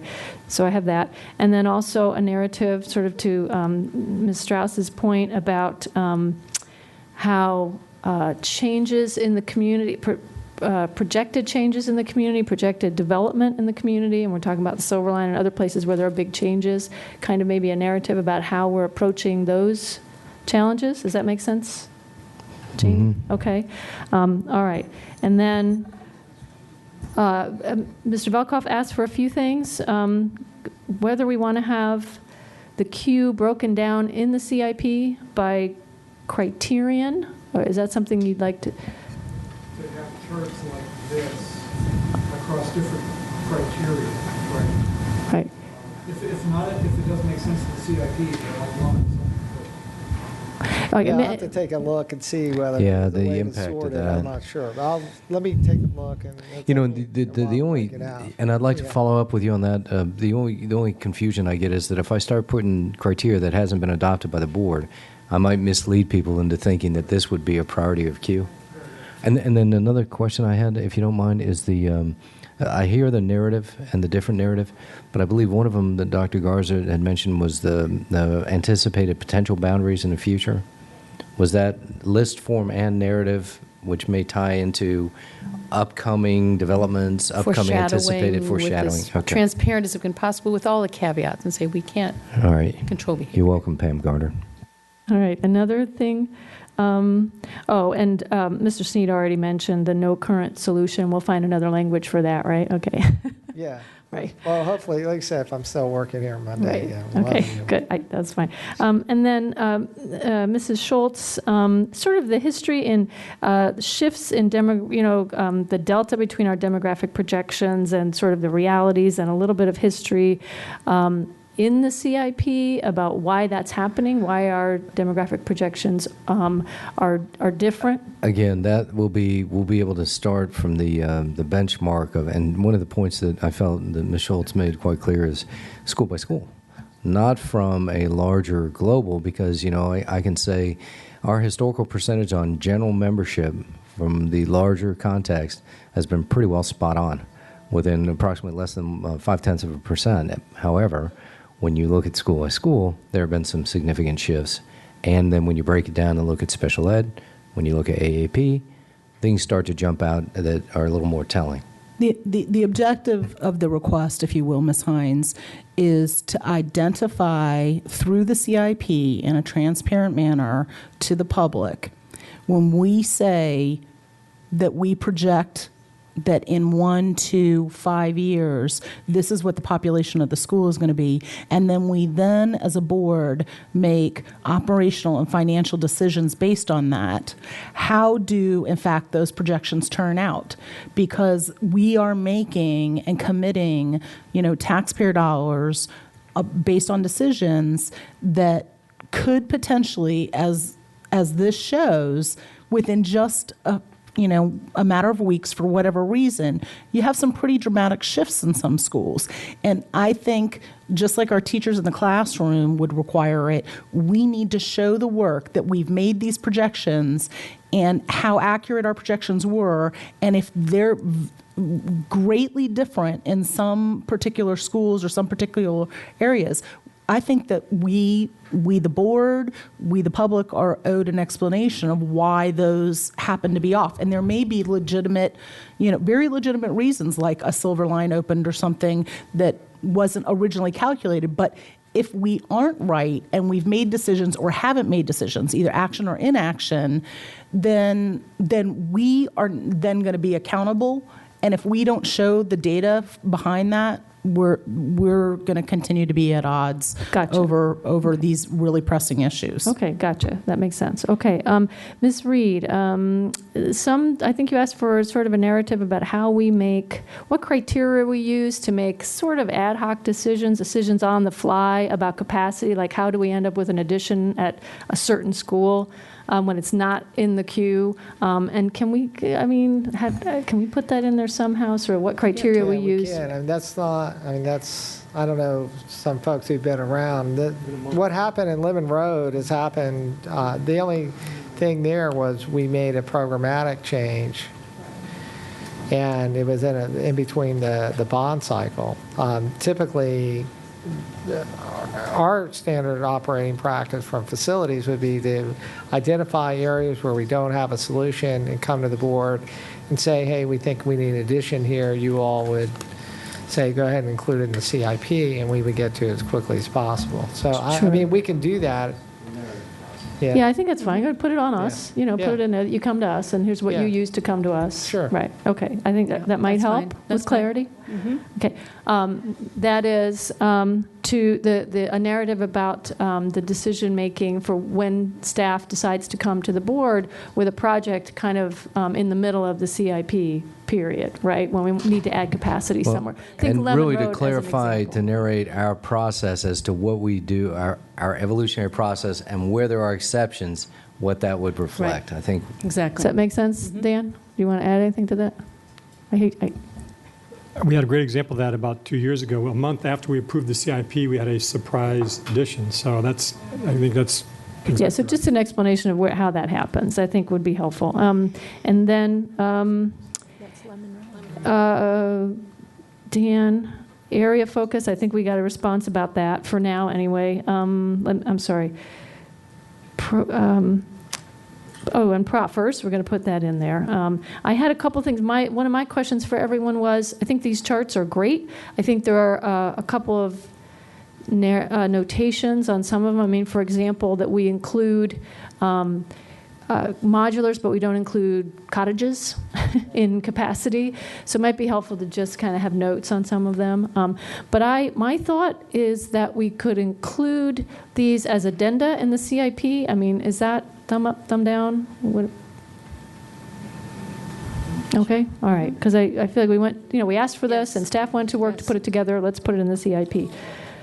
To put these charts as addenda. Yeah. Okay, I'm trying to move along here. I know we don't have, yes, Megan, Ms. Markland. I guess I'm going back to Ms. Reed raising at the very beginning.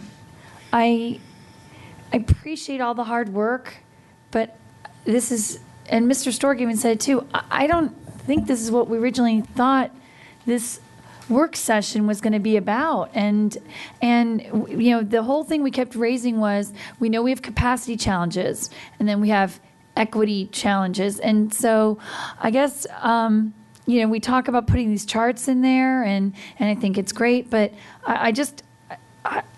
I'm sitting here wondering, after 2 hours, what did we make staff do all this time? Because what did we glean from it, really, in terms of all of my takeaway right now is that status quo is what we need to keep doing. And I guess I'm missing that. I thought, as Ms. Reed said, we wanted to have among the board members a policy discussion about the equity and capacity. And then I heard Ms. Smith saying, well, that needs to wait till 2015.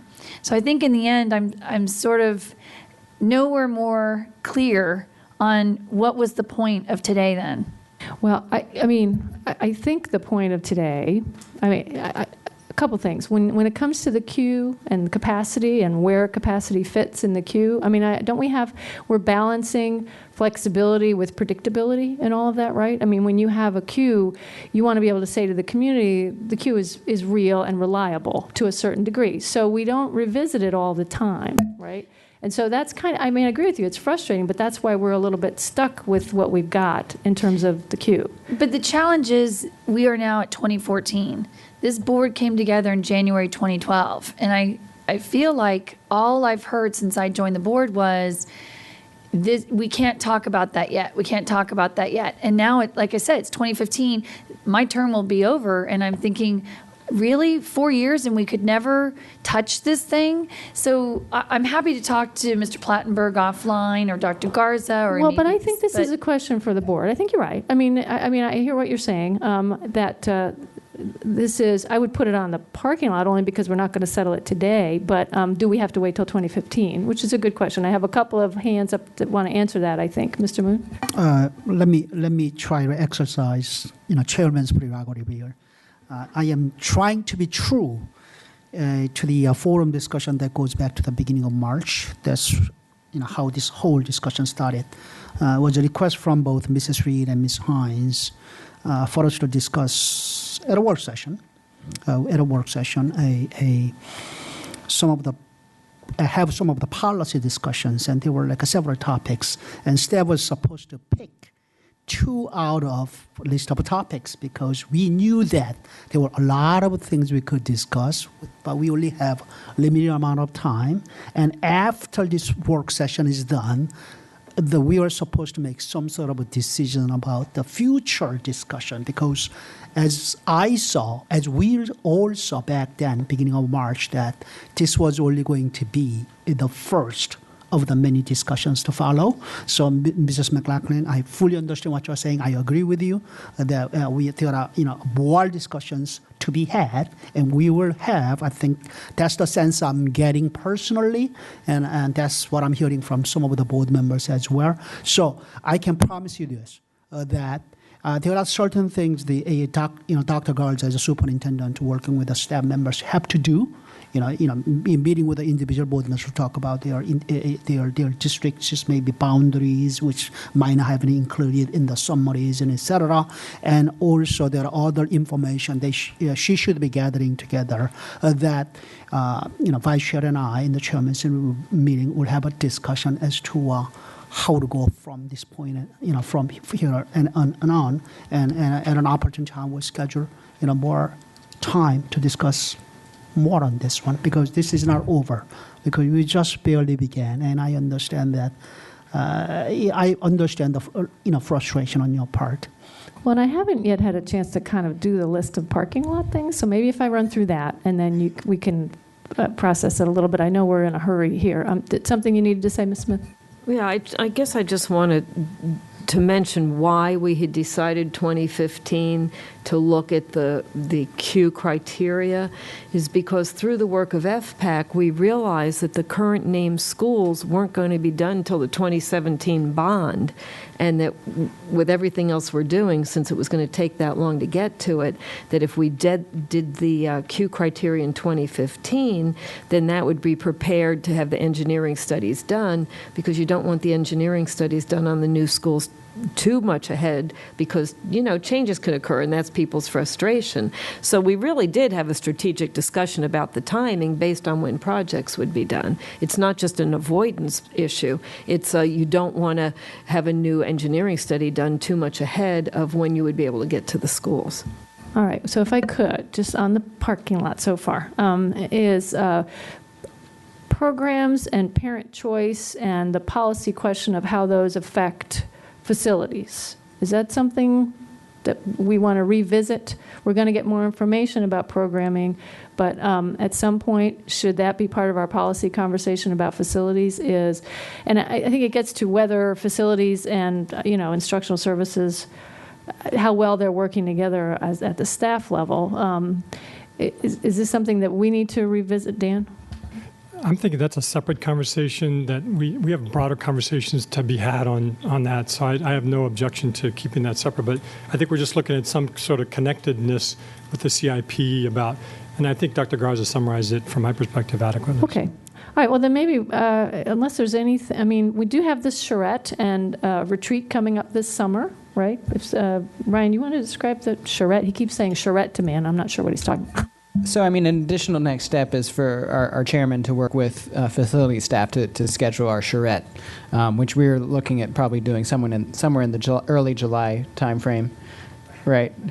Correct.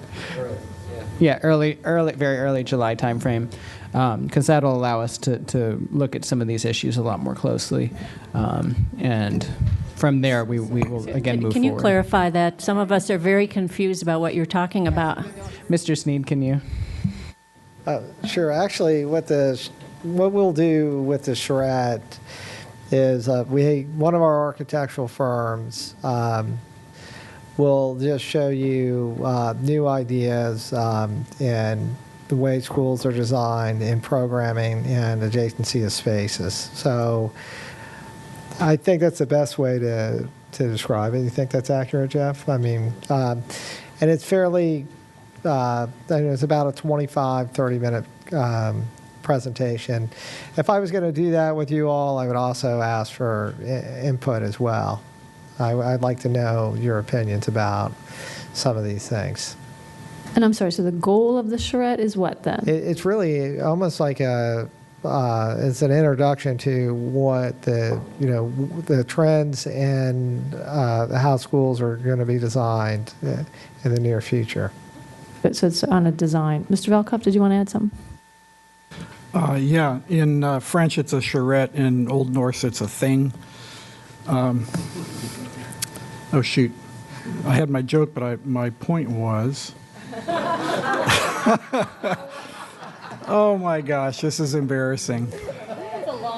We can come back to you. I actually had something important to say. Would you please excuse me? Sure, yeah, no problem. You keep thinking on it. So then, we have time. We have a retreat coming up over the summer. Is that an opportunity for us to revisit some of these policy questions? I have things on here like educational equity, being more strategic.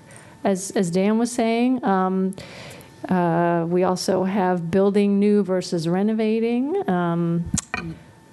programs, that sort of thing. Kathy? Besides, could I suggest that? Yes. Whether board could leave that to a chairman's meeting. To I think superintendent might need to have a little time to think about it. How to go about. As I stated that. She's got a work to do, collecting information, talking with the board members, and then sort out, what the next issues she should bring to the board for more discussion. So that give us a little more time rather than trying to do that right now. Okay, I got you. I'm a little concerned about people leaving this room feeling frustrated, and I'm trying to make sure that people feel like they can all blame me if I don't No, come it's back not with a that. I mean, reschedule. to the extent that we can make You a already little do. progress on people's concerns, that would be good. Ms. Evans?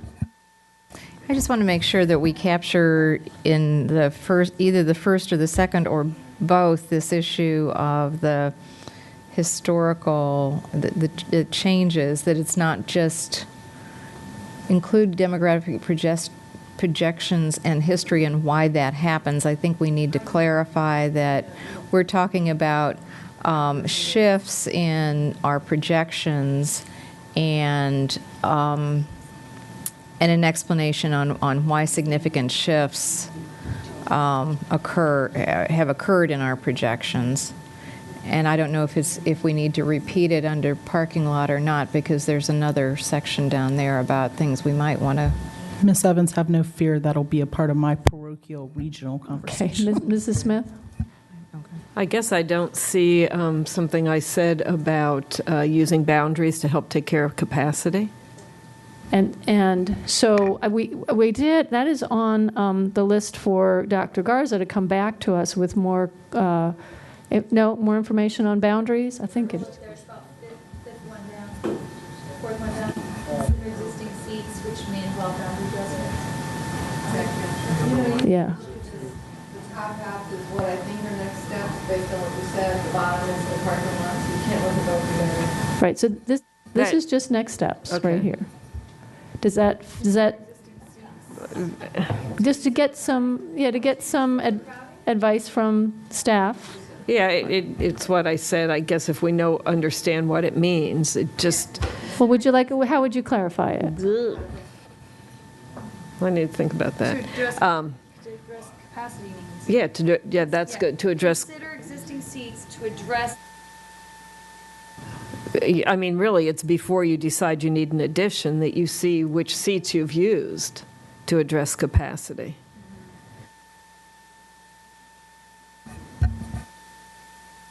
Yes, Ms. Darna Kofax. With Ms. Smith's, the one about better utilizing SAC rooms, I believe, Mr. Moon, didn't they also talk about, maybe, I'm sorry, what did you say? Oh, he's being, and it's only 4:10.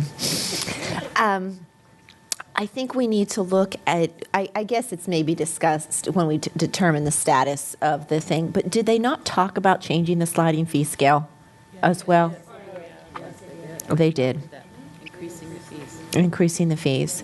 So I think that, I mean, I don't know if that's in there. I mean, It needs to be in there. that's technically, county program, so we probably have less say. But as far as the facility implication is concerned, we do certainly have a big say. Well, I get that. We do have less of a say, but it's our students who are impacted by it. And it's our program, and they're shared. The programmatic is shared via the county and the schools. But I think it's important that we look at their fee structure as well. Thank you. All right, so if next steps look okay, could we just take a quick look at the parking lot, such as it is? And if there's anything else, just because I know that, Mr. Moon, I understand you want to be able to take this back and talk to the superintendent and figure out how and when to address all of this. But for the board members right now, is there anything on that parking lot that we feel like, we want to give any particular direction to the chairman about right now? Yes, Ms. McLaughlin?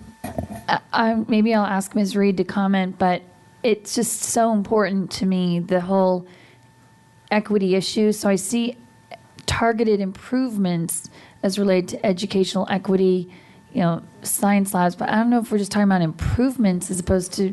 Yeah, could we, that's a good point. Could we get maybe. Ms. Goddard has highlighted it in blue, that then it's in another bullet. Renovation Q, criteria associated with Q, educational equity, and okay. Want to combine it? Can we get I think you leave it separate because one might be if we can't get to our buildings in terms of the renovations we'd like, but if we know we've got some educational equity, then maybe we've got to figure out how to remedy that while they're waiting for 20 years or whatever.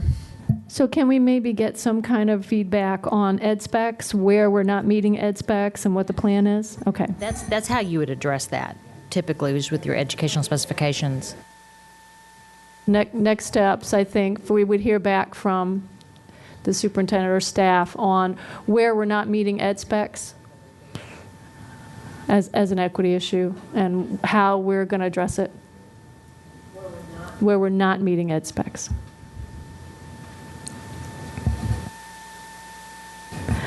Well, that was painful. Dan, did you have something else you want to say? I would ask if there's any board members who object to, particularly to trying to have the Richmond Highway folks meeting quickly at the top of the pyramid, if you will. We have a regional issue. I would hope other board members, we have an opportunity. We have the renovation dollars coming. The question is, how do we use it?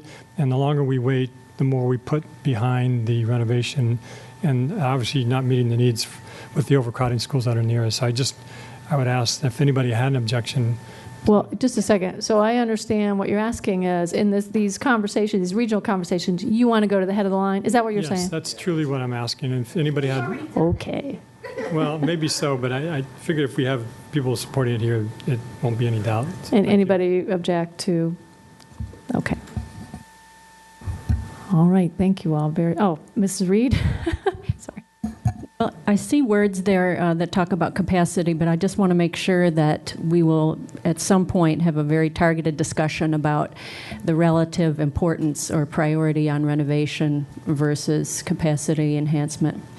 And so, like I say, it's kind of alluded to in there, but I don't know that it's just very specific. Well, this is what I wonder. Is that something that we are really going to dive into when we look at the Q criteria again? Is that really when we're going to have that? Right, and I think we should have that discussion, because really what it is look at that list and can you live with it for another year or so with all those in red? Or, is it compelling enough that you feel we need to address it immediately, or can it wait? I mean, that's really kind of the question that I think we just need to be able to discuss it. It may be a very quick conversation. People may just say, okay, let's wait. Well, my only response would be if we change the Q criteria on an ad hoc basis, then we might as well not have a queue. So I think that there's value in waiting and to do that. And if there's a reason why we're doing it in 2015, some good reasons, then in the meantime, we do make decisions about in response to criteria capacity changes. We do. So it's not that we don't address it. It's just not in our queue. So we're not addressing it in a systematic way, I think, is the problem. Right. And the recommendation, right, on board docs, capacity continues to be the priority of the CIP. I'm not sure I would agree with that when I look at these documents. Because it's not a criterion in the queue. Right. Yeah. And maybe we should be more upfront about that. I just think we should have a discussion about it, that's all. And certainly not right now. Yeah, we're at the end But I of would like to have a follow-up discussion on that topic. Okay, you hear that, Mr. Moon? Well, for the parking lot, just to add to that. All right. Okay, I think we need to move along. We are at 20 minutes after 4. 20 minutes after 4. Ms. Hines, yes. I did want to just say for the meetings with the district board members, seeing FPAC here in the room, I would encourage district board members to think about inviting their FPAC appointee to join them in that meeting with Dr. Garza, because they may bring that wealth of information to help us as we have that dialogue. Good idea. Thank you for the reminder. Okay, Ms. Evans, last word. And this is looking at the educational specifications. My recollection is one of the reasons that we pushed off looking at the renovation queue was for us to look at the new ed specs. So when are we going to see the new ed specs? The charrette. Isn't that right? Is that at the charrette? Yes.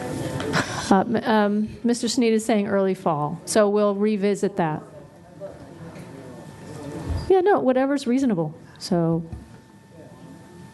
I think most of the work is done, but we still have some review. I have some review to do with some folks in the system to make sure that they're comfortable with what's proposed.